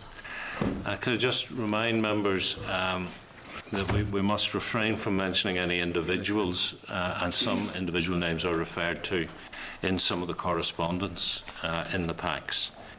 The department has not provided any papers for this briefing, but we do have 3 officials joining us. We have Roberta Dalton, Jim Breen, and Ricky Irwin. You're all very welcome. It's warm, yes? Yes, please. So, Ricky, I think it is roughly a year since the committee's had an oral briefing on progress. Delighted to get one today. No papers. Is there an issue there, or is it just something you think you can talk through? No, Chair. The committee didn't request a written briefing. The letter requested an oral update. So I'm here today to provide that oral update. Okay. Okay. And apologies in advance for any coughing that may occur. Oh, okay. That from me. Okay. Thank you, Chair, for providing us with the opportunity today to attend the meeting and to provide the committee with an update on the support services for victims and survivors of historical institutional abuse. The importance of having support in place for victims and survivors of abuse was recognised from an early stage by OFMdFM. The interdepartmental task force established by the executive in December 2010 had a twofold purpose. Firstly, to consider the needs of victims and survivors, and secondly, to bring forward recommendations on the nature of an inquiry into historical institutional abuse. The task force consulted with victims and survivors on a range of issues associated with the inquiry, including the establishment of an advocacy service. And in July 2011, the task force compiled a report which included a number of recommendations.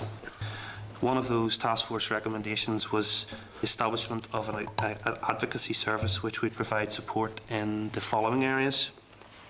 Firstly, supporting and liaising with the PSNI if appropriate and relevant to their case. Navigating the criminal justice system, benefits, welfare and housing provision systems. Supporting and accompanying individuals to inquiry proceedings if required. Sourcing relevant services and information that are necessary to support individuals in their everyday lives.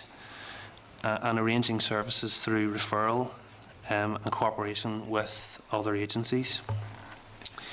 In January 2012, arrangements were put in place for victims and survivors of historical institutional abuse to make full use of the counselling support services provided by Lifeline.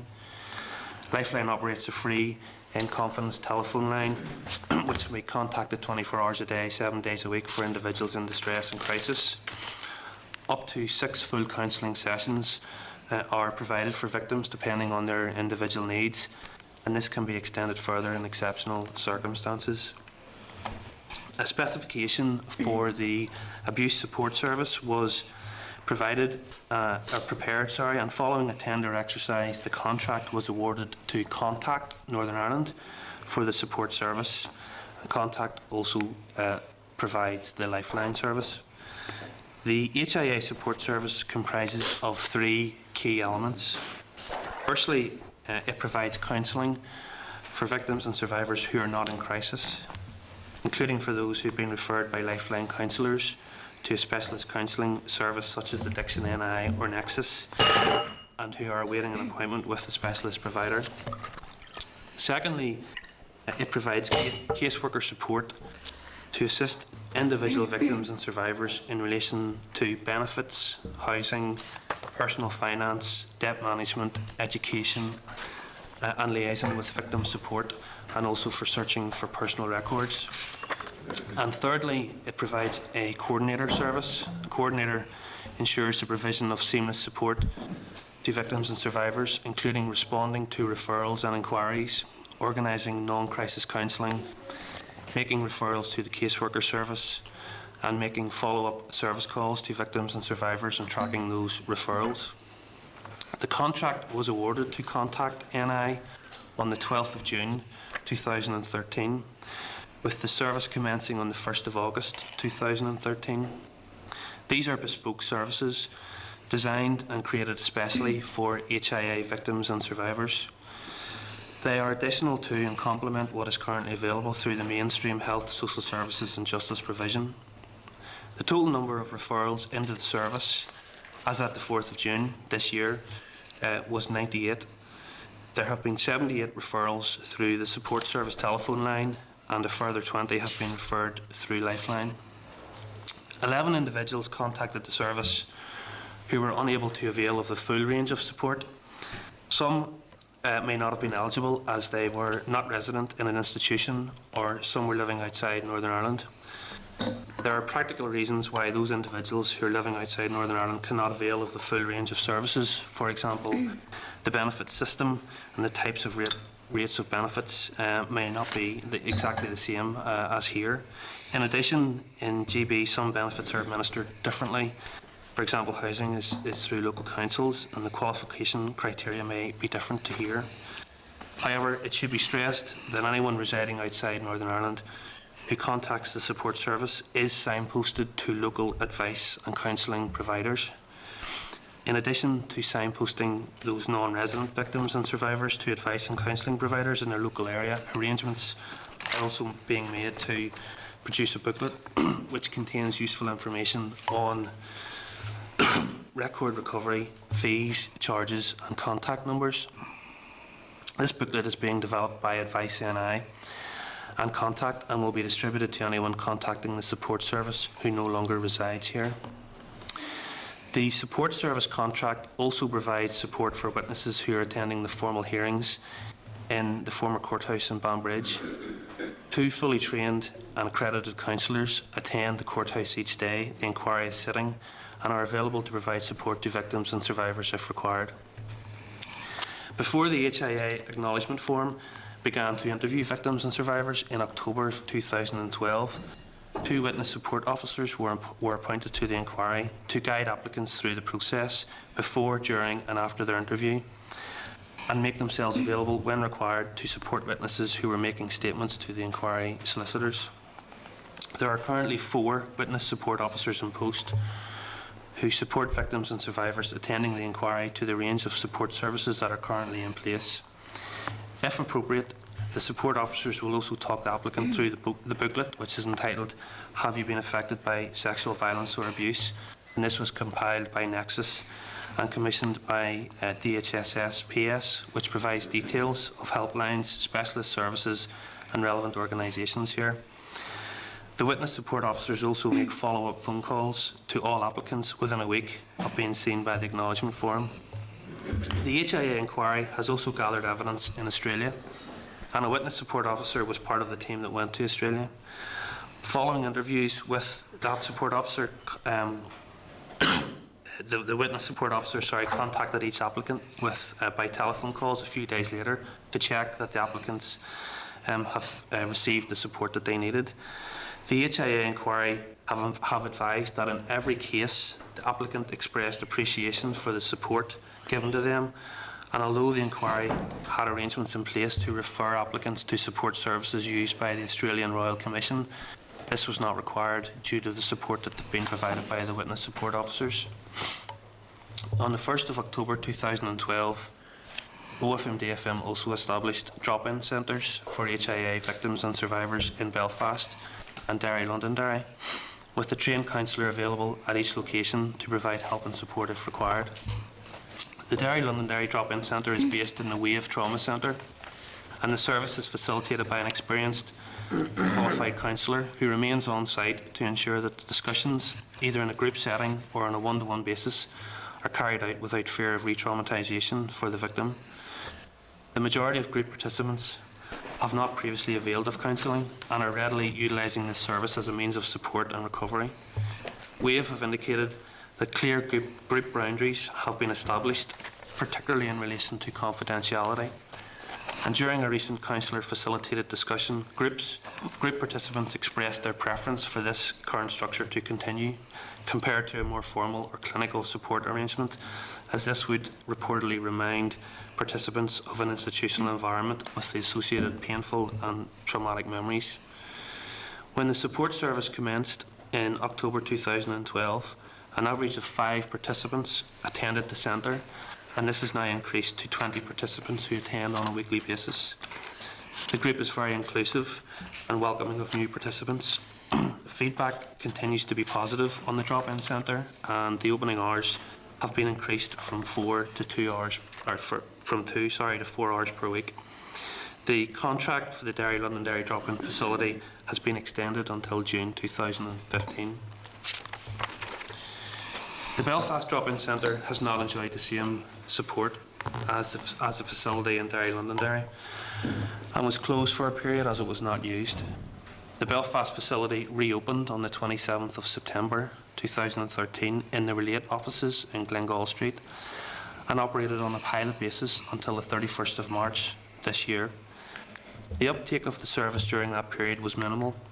However, the importance of re-establishing a facility in Belfast that would provide victims and survivors with a safe environment to discuss matters of mutual interest was recognised, particularly as the inquiry moved to other modules and institutions.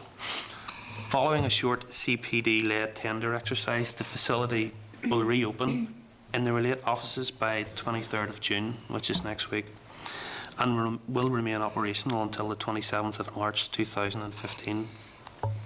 This time, the tender specification included the provision of a pilot outreach counselling service, and arrangements are in hand to take this forward with victims and survivors' representatives. The service will initially run for approximately 8 weeks and will be delivered by Relate. One issue that has been raised by victims and survivors' representatives is in relation to education and training courses.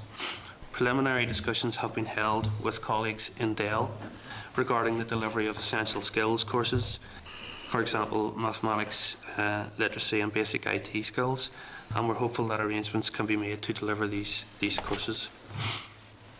Members, that concludes the opening presentation. We are, of course, happy to take any questions which you may have. Could I just caveat that slightly with a reminder that the inquiry itself, of course, is fully independent of the department in terms of its operation, and for that reason we may not be able to fully answer any questions which may be raised, but of course we'll try to be as helpful as we can. Thank you. Thank you, Ricky. I very much appreciate that briefing. I actually wanted to start with the point you finished with.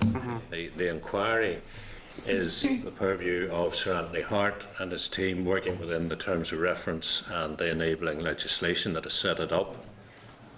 But you are responsible for the counselling and support side. Is that in liaison, consultation, or what with Sir Anthony, or do you just do it? The department would work closely with the inquiry in terms of ensuring that there is a comprehensive level of support. So we wouldn't work in isolation of the inquiry on that point. Any surprises in terms of having to provide support? Well, since the public hearings commenced in January, I think this has been a learning curve for everyone involved. I wouldn't necessarily say that there are surprises. Certainly the drop-in centre in Belfast is an issue where we would like to see the uptake of that increased, and we're working closely with victims and survivors representative groups to ensure A, that they're aware of the service that's available, and B, to encourage them to take that up. Yeah, I'd like to come back to the issue of what seems to be a problem with Belfast as opposed to Derry, Londonderry. But if there are no surprises, then you would have anticipated the spikes in requests as reported by Lifeline in September, October 13, and again January, February this year. So what plans did you put in place to deal with those spikes in demand? Well, preparations were made for comprehensive support services. We are not the experts in the delivery of that. It is up to Contact NI through the operation of their contract to offer as comprehensive a service as possible and to manage levels of demand within that contract. And did they bring on additional resource and staff, therefore, to cover those spikes? I'm not aware of the detail on that unless... No, the spikes in January, February, I think, were related to the onset of the oral hearings. Yes. And the provision, that's when we brought about the provision of the on-site counselling facility in Banbridge to help with that, along with witness support. In reaction to discovering a spike? No, not in reaction to, but we had planned that before, so at the onset of the oral hearings, but there was a spike, obviously, with people going forward at that time. So in terms of the number of counsellors, can you tell us what it was before the spike and what it was during the spike? Well, we didn't have Banbridge Courthouse operational before then, so the counselling provision was related to the crisis counselling provided by Lifeline and the non-crisis counselling provided by the support service. Did anybody have to wait for counselling during those spike periods? In Banbridge or... Banbridge. No, because they're seen on the day. That's related to them when they're appearing in front of Sir Anthony and the rest of the panel. And then they can avail of either the witness support officers, there are two there, or they can see the counsellor that's there. Yeah. So they're seen at that time. The inquiry not just the person giving the witness, but say family members or friends? They do provide support to family members as well, if they so wish. Yes, they do. That's your point, Ricky? Well, yes, and the fact that the inquiry during one day sitting will only see 4 witnesses. So there is flexibility and scope there for support directly to those witnesses on site. I suppose what I'm probing about is, yes, 4 witnesses, but is that 4 witnesses with 4 family members each, or is it just 4 witnesses? You know, the number isn't necessarily dictated by the number of witnesses. No, that's true. But I mean, we met with the inquiry today, and the service is there. It's available. There has been some uptake, and they're not aware of anyone having to wait or any complaints in relation to that. In terms of what we asked of some of the groups for feedback, I mean, one group did suggest that when victims and survivors have tried to access support services, they have been told that they had to wait for an assessment. Is that news to you? Is this assessment of their needs and non-crisis counselling? That is news, just that should not be the case. They should be able to have a telephone conversation at least, and then face-to-face counselling depending on their needs. Mm-hmm. Right, so you would be confident that all assistance and help is provided in a timely manner? Yes. Okay. But that said, of course, where things need to be looked at and improved, you know, we will of course look at that and work with the providers closely to try and meet any demand. Belfast, as obviously as you've identified, raised a problem. Have you been able to analyse why there's a problem, what the problem is, and what the fix is? Well, I mean, maybe if I could just say, there were issues in Belfast which were different to Derry, Londonderry in terms of the groups, and we try to work closely with the groups to understand exactly what their needs are, and some issues were raised in relation to the location of the drop-in centre and whether it was suitable and adequate, and that may have impacted on the level of uptake. In saying that, that wouldn't have affected all the groups in the Greater Belfast area who wanted to use that facility. So going forward, and in the re-tender of the provision of that service, we've built in an additional outreach capability which will hopefully allow Relate to meet that need that had been identified first time round. Have you any idea how many people who have been coming forward to the inquiry are associated with groups and how many are not? We don't have exact numbers, no. I mean, in the main, they would fall into sort of 3 main areas: Belfast, Derry, Londonderry, and down round Kirkuppan and that. There would be quite a...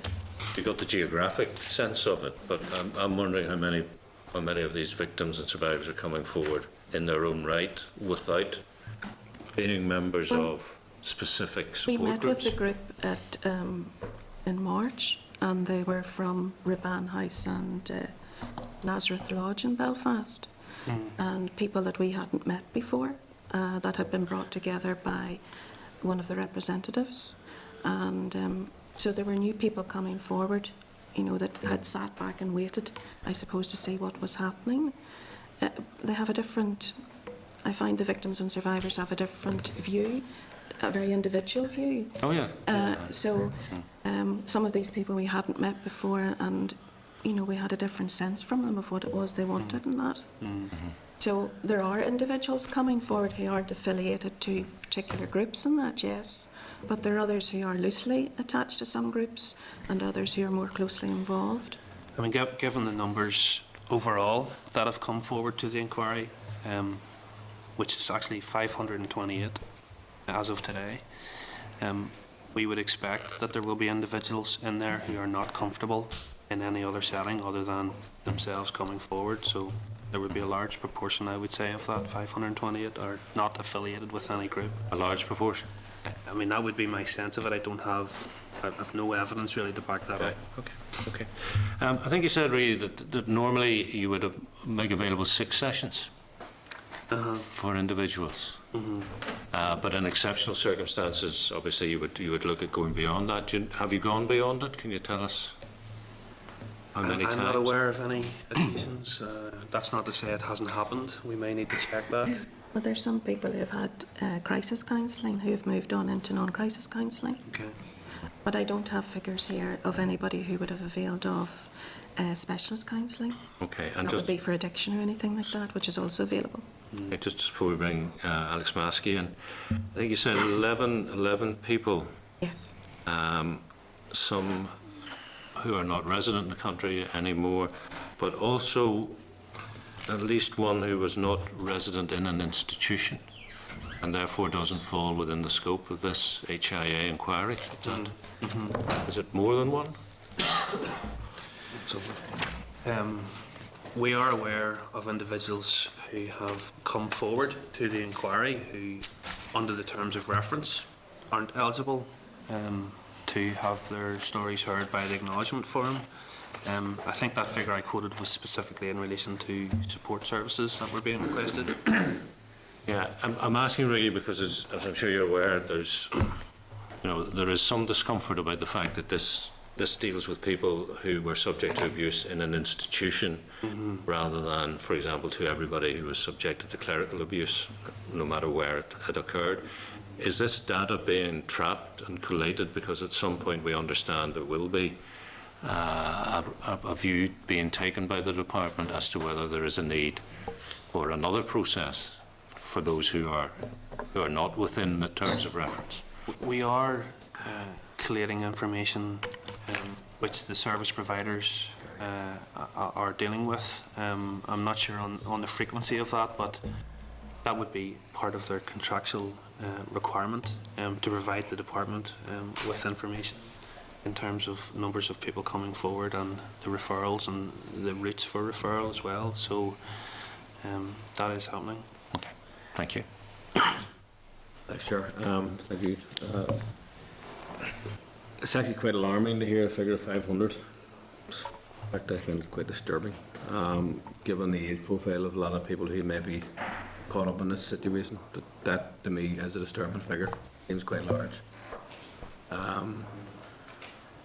So on that basis, I mean, are we able to do any other comparative analysis? The only jurisdiction I can think of is the rest of Ireland outside of the 6 counties, where there have been some inquiries undertaken in recent years.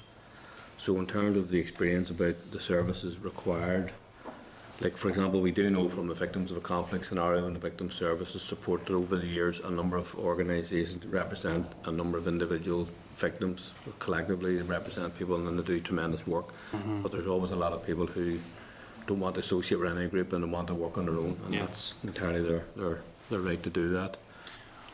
So we have seen over the last number of years an evolving picture of the type of services that are required.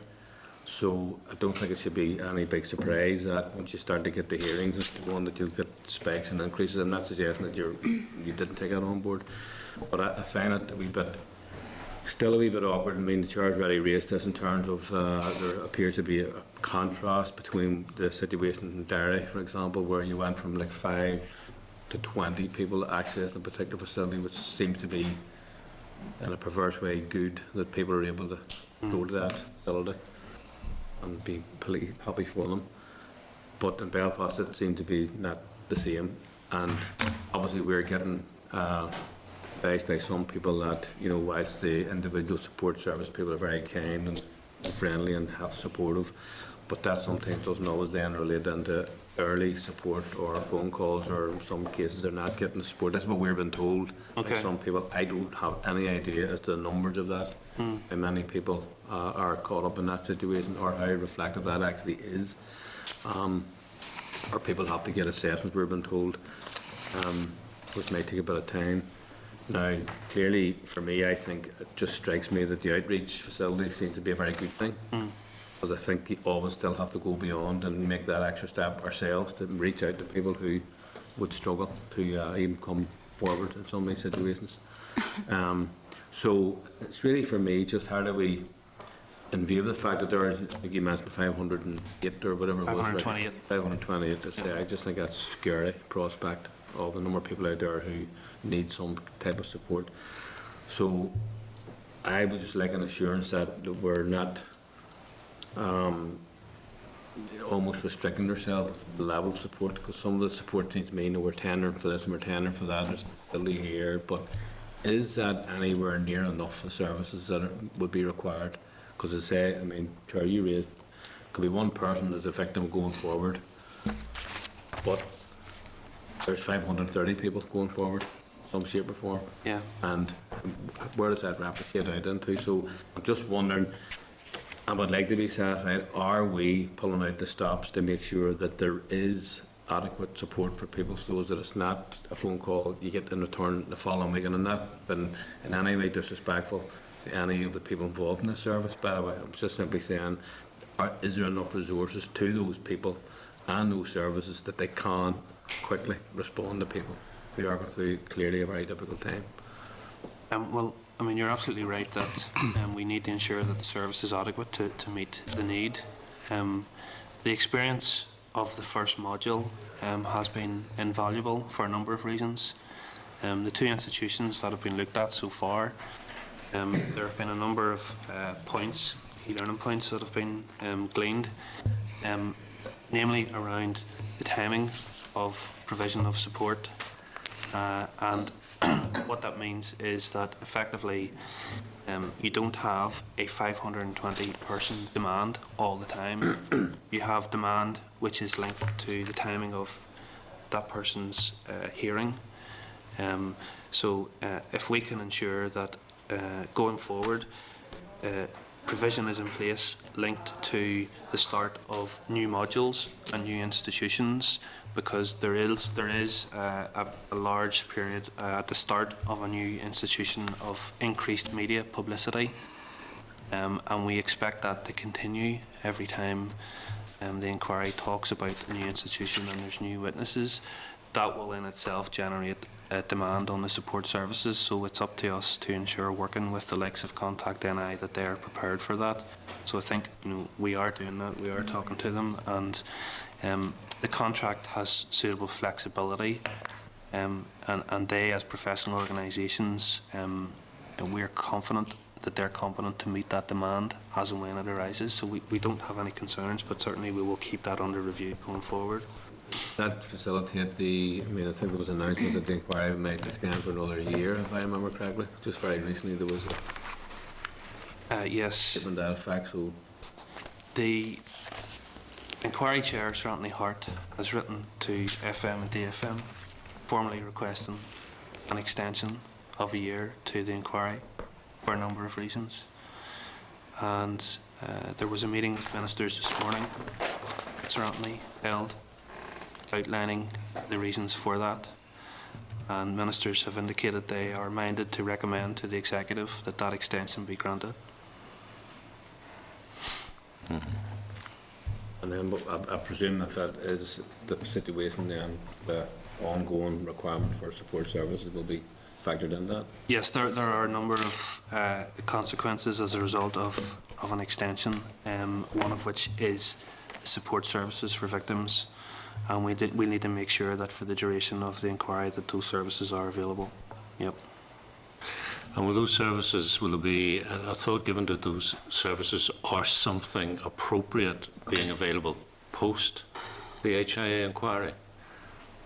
I think that's something that we will need to look at. I don't think we've looked at that at this stage, unless we're aware of anything.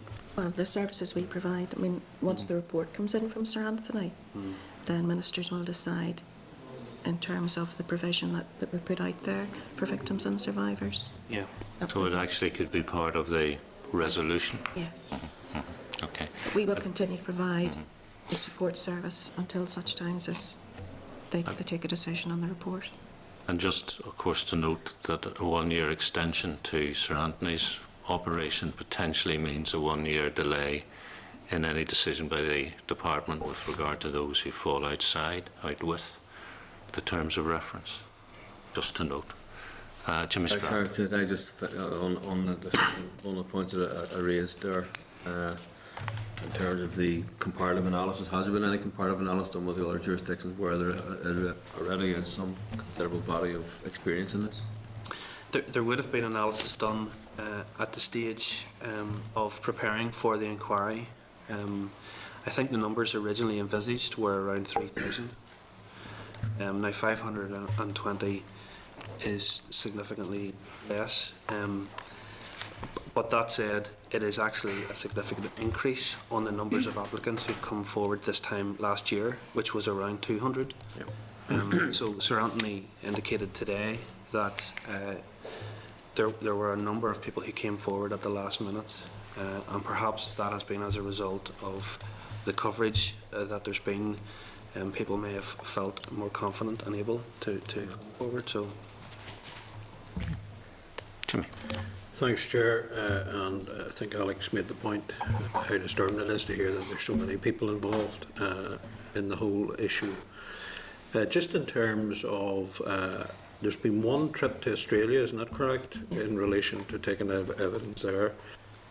How many victims are there in terms of Australia? And I either read or heard someplace that there's another possibility of another evidential session over there, or sessions.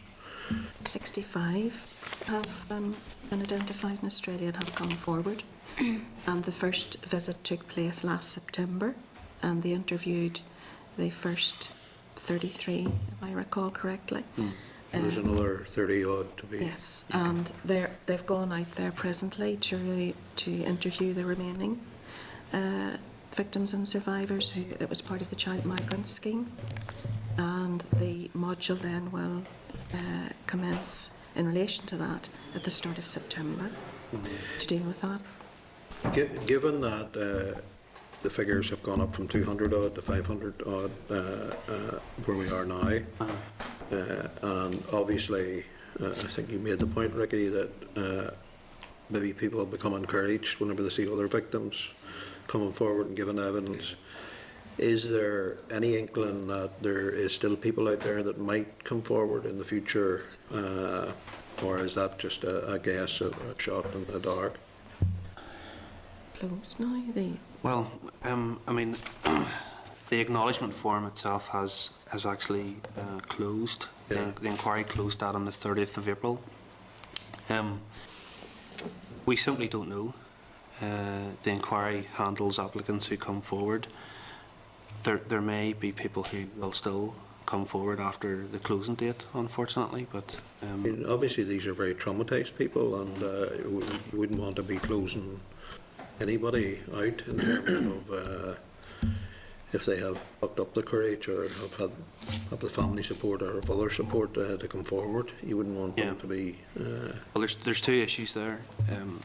The first issue is that Sir Anthony is very clear that in order to comply with the legislative timeframe for the inquiry, there has to be the closing dates so that the inquiry can move forward with the modules and investigation of the institutions. But secondly, if someone does come forward outside of a closing date and they're not able to A, go to the acknowledgement form, or B, go to the statutory inquiry, I think you're right that there should at least be support for those individuals. What you've told us in relation to the extension from a meeting this morning, I think you indicated, obviously ministers and officials within the department are very sympathetic towards if it's necessary to extend time to do that, to ensure that this is, you know, that all aspects and all angles and everybody's covered and nobody feels left out. Well, I mean, we're straying into territory of the operation of the inquiry, and I don't want to... Well, I understand that, but what I'm saying is that obviously there has been sympathy in terms of ministers, and I mean, that's good. I'm not going to ask you to comment on that. I mean, that's a good news story in terms of the victims who have come forward in the last, you know, since the original 200 figure to the 500 odd figure now. The forum itself has 449 people, and they will all be seen by the middle of September of this year. The panel that's in place will stay in place for that period of time so that people can recount their experiences. There's therapeutic benefit to those individuals for that. But that panel, then, members of that panel have other commitments that they need to move on to, and so that date is fixed, and that panel itself as well has to compile a report, which then feeds into the main inquiry report. So it's on a timescale too. Thanks, Chair. Okay. Yeah. Sorry, just two questions. The first is there any update of where we are in relation to victims of non-institutional abuse? So individuals abused outside institutions by individual members of the clergy or others, for example? Well, they're not within the remit of this inquiry, and for that reason I couldn't comment on the specifics of that, other than to say ministers are aware of that situation and very sympathetic. Are we waiting a response from OFMdFM in that regard? As I understand it, Alex, the department have said that they will consider that issue after the conclusion of Sir Anthony Hart's inquiry. Yes. And that's why I think the 1 year extension, while very welcome in terms of dealing with those within the terms of reference, is clearly a further blow to those out with. It might be worthwhile asking OFMdFM in the light of the extension if they're prepared to review. I think they should review, and I think we need to find a mechanism to. So I think we should certainly not let it pass without asking for their views. Yeah. And why do the victims say that the Belfast facility is not being used? The feedback that was provided to Relate, and colleagues can keep me right here, was specifically in relation to the facility, the room, the service that was being offered. They didn't feel that it met their needs. I mean, is there anything you want to add to that, Roberta?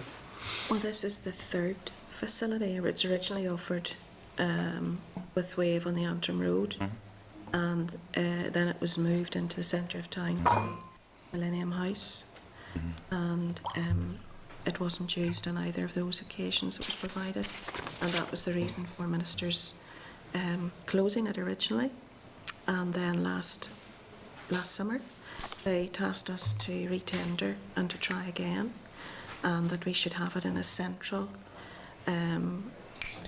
where there's a transport hub available right in the centre of Belfast. Particularly with the onset of the oral hearings, they felt it was very important that we tried to engage again. We did that, and we had about 3 or 4 meetings in the facility and tried to bring different people around, and some groups said they just didn't want to use it, they didn't like it, it wasn't for them. Others said yes they would, and by the end of March we had a very small number using it. It was about 6 or 7.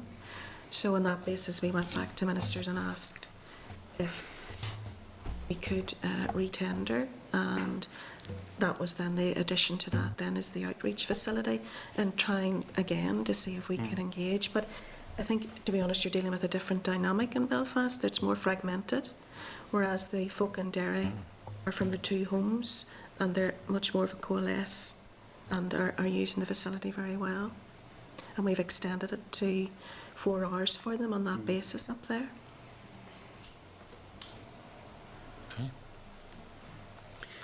Chair, can we get a wee bit of feedback some point on the outreach? Because I think that might help to answer some of our concerns. Absolutely. Okay. Jim, Roberta and Ricky, thank you very much. Okay, thank you. Appreciate the update. So members, we're agreed that we'll write to the department. I think we want to write a neutral letter just asking what their thoughts are in terms of the 1 year extension and the implications for how they consider those who fall outside. Okay, thank you.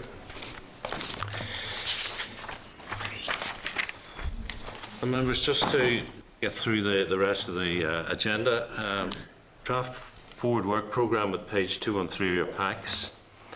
That's the programme through the end of this session. FN and DFM are scheduled to be in attendance next week.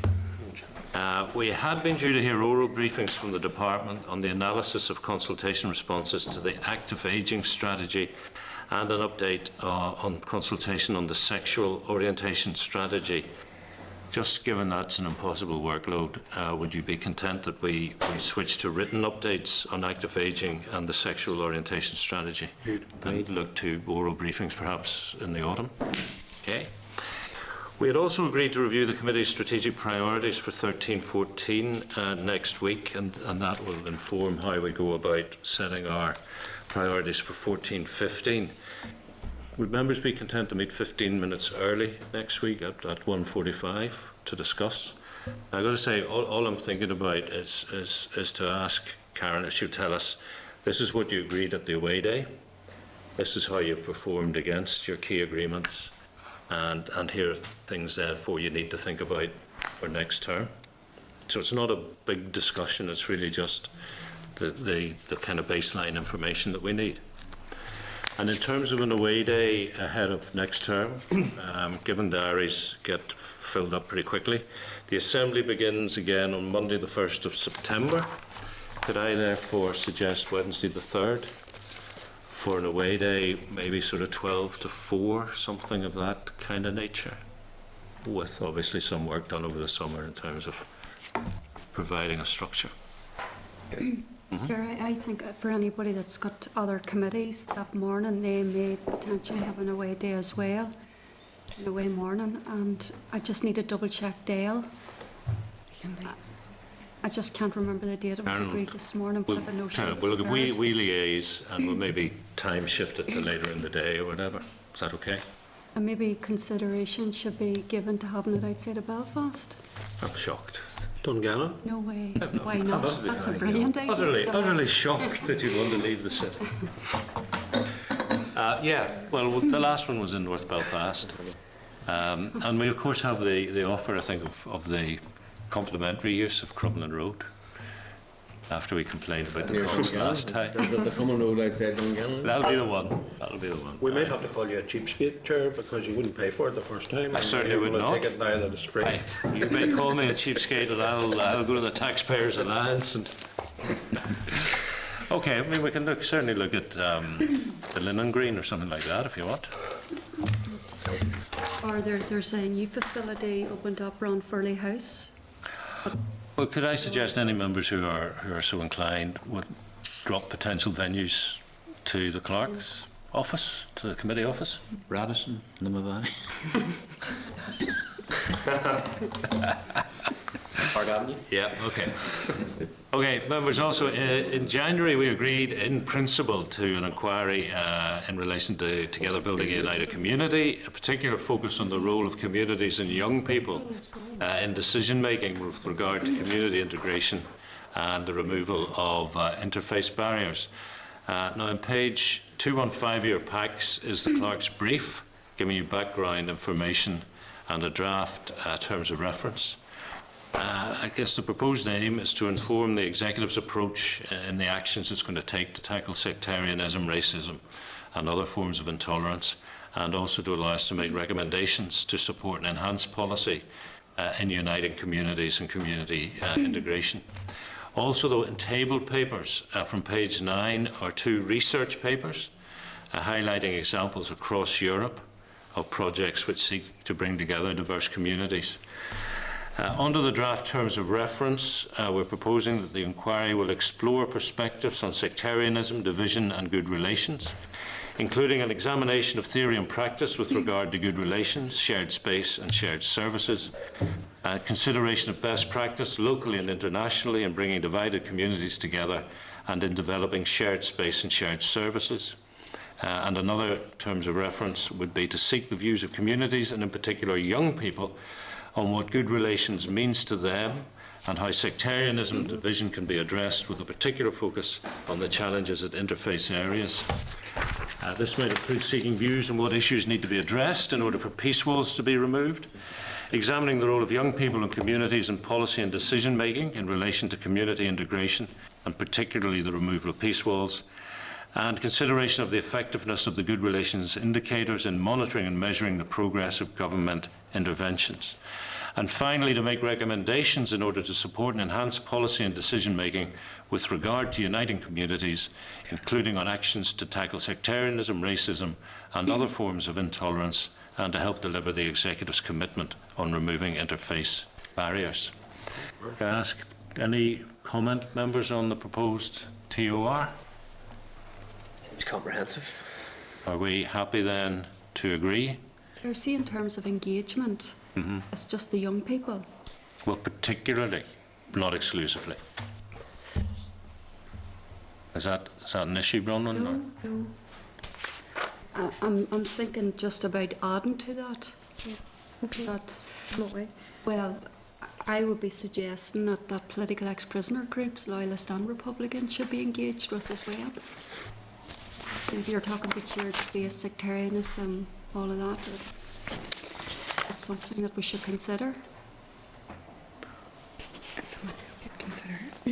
Probably communities broaden that out to a later stage rather than in terms of reference narrowing down too much. Yeah. I mean, we have included the whole community at all times. We have the only group we've highlighted is young people, which I think was sort of consistent. I'd be opposed to any specific mention to ex-prisoners. Sure, we can remind ourselves why we're doing this inquiry. It might sound a silly question, but I mean, this process is actually in its early stages. We discussed what we might want to focus on, and one of the things was the Barroso Task Force, and the other was something with regard to the T-Buck strategy, given it is the mega initiative of this mandate. But it's at a very early stage, so I mean, are we just simply second guessing what the department's calling it doing, or No, as can we monitor? Can't monitor it working on it, because our job is to hold the account what they're doing. We're just trying to work out what we're seeking to get out of this. well, I think the important thing. Sorry, Chris. Sorry, Chair, just, I mean, I think it's to see how other people have fared in relation to doing this type of work in order to make a positive contribution and make suggestions, potentially, I would imagine. Yeah, but I mean, if people are going to start saying they don't want certain people involved in it, well, I wouldn't be taking part in that inquiry for a start off. No, nobody's saying that. It says. Like, we just said he didn't want it. No, hold on a second. Sorry, Chair. Hold on, sorry, Jimmy. He said he would be opposed to writing it into the terms of reference. He didn't say he was opposed to consulting. Am I correct, Alex? I think going back to my point earlier, this is one of the dangers of mentioning any specific group in terms of the conversation that we had at the start of the meeting. And it sets a precedent, and I certainly would be opposed to any specific groups being mentioned or brought into it, and I think from a party perspective we'd be opposed to it. I think we're talking about engagement, which is critical to shared space. I've no issue with that, but Well, that was my specifically point naming about people. shared space and engagement. Yeah, there's no issue with that. But How do we do that then? So we'll let on, we're not going to invite them to a meeting or something? Is that No, how it you doesn't do say that. It says we're going to talk to the communities. And also in terms of what's the purpose of it, Alex, I think the last bullet point is important. Make recommendations in order to support and enhance policy and decision making. So it empowers us, I think, to sit down when we have officials and possibly ministers in front of the committee to say, have you considered this or have you considered that? Because we have, and this is our recommendation. Well, I personally think it's going way beyond where we need to take it at this point in time. It's far too early in the development of the strategy and of the policy, in my view, far too early for us to engage in such a substantive type of inquiry on that basis. Well, I hear what you're saying. I actually take entirely the opposite view, that it is timely to get in at the start and empower ourselves with the knowledge. Deputy Chair. Thanks, Chair. The TOR says to seek the views of communities, which involves everyone, I presume.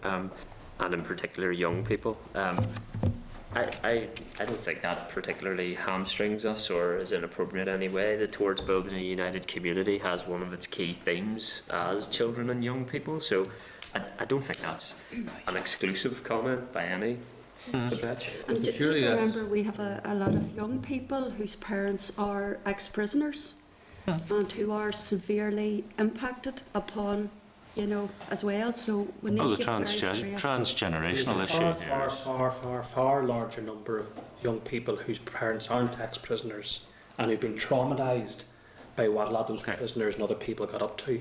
But we are. Let's be clear. We're not excluding. Hold on a second, please.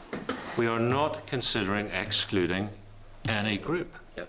Exactly. Well, we certainly wouldn't be standing over anybody being excluded from any form of engagement. But there's no from- question of Well, that. that's fair enough, and accept your word on that, Chair. Accept your word on that, Chair. But that's not the vibes I'm getting from other members around the table. But No, more watch your importantly, words. more And what I'm importantly, opposed to is any elitism in our society. But, okay. Prisoners can be involved in a position with anybody else, but they're not going to get elitism in terms of starting references. elitism. But the main point for me is, And you Chair, should make that But proposal. if, look at it, fair enough, Chair. The Alex main and then point, Jimmy. the main point that I would have in regard to the kind of substantive nature of this is that where does that take into account the department doing this work, which that's what they're charged with responsibility to do? well, as I understand it, there's the been, work of a department. as I understand it, we have liaised with the department, and this is an area where there's not overlap. And indeed, Right. these terms of reference, this TOR has been designed in conjunction with liaison with the department to ensure that we're not simply doing their job in parallel. Jimmy?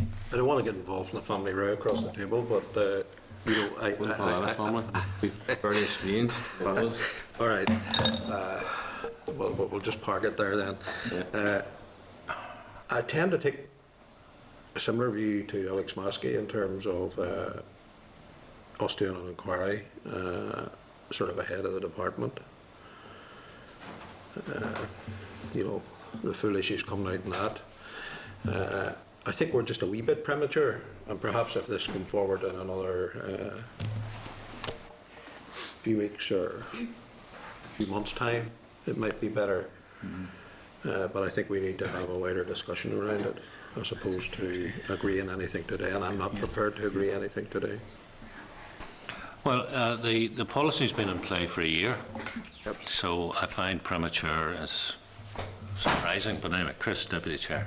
No, just not to cut across, Chair, just to agree with you as well. I mean, I think there's a public demand for the executive, for committees, for elected representatives to be active in relation to exploring what action we can take to tackle sectarianism, racism, and to make specific recommendations how we can do that. And that's the inquiry aim. And our role is to scrutinise and support. I think it's a positive proposal in terms of some proactive work from the committee on this issue. I agree with the Deputy Chair's comments. Chair, I'm happy to note the report today and come back to it at a future meeting. We're happy to note the report as well, and come back to it later. Okay, well, I'm happy to agree the terms of the inquiry. I'd second that. yeah. Come back if we want to come back before the end of the session. Yeah. No, that's great. Okay, well, I think members, in the spirit of trying to keep us collaborative, we will agree to note it and come back to it, but sooner rather than later. Before recess? Yes. Yeah. Okay. We have that in the minutes, that's before recess, we're coming back to this. Okay. We may be going into closed session very briefly, so can I just at this point ask, is there any other business? If not, members, before we go into closed session, what we're going to be talking about now, the final agenda item, is our inquiry into the Barroso Task Force. Now, in your table pack at page 29 is a copy of the draft report. If we want to discuss it now, we'd need to go into closed session. If members want to take it away and supply the committee office with any proposals, comments or amendments, could we agree to do that by 4 p.m. next Thursday, the 26th, with a view to then having something to discuss on the 2nd of July, because we want to leave next week clear, largely for OFMdFM? Or do you want to discuss it now? I'm happy to do what you're saying. Right. Are we all happy? Happy with that, yeah, Chair. Okay, so it's 4 p.m. Thursday, the 26th of June, to give your comments and proposed amendments to the tabled pack, page 29, draft report. Thank you.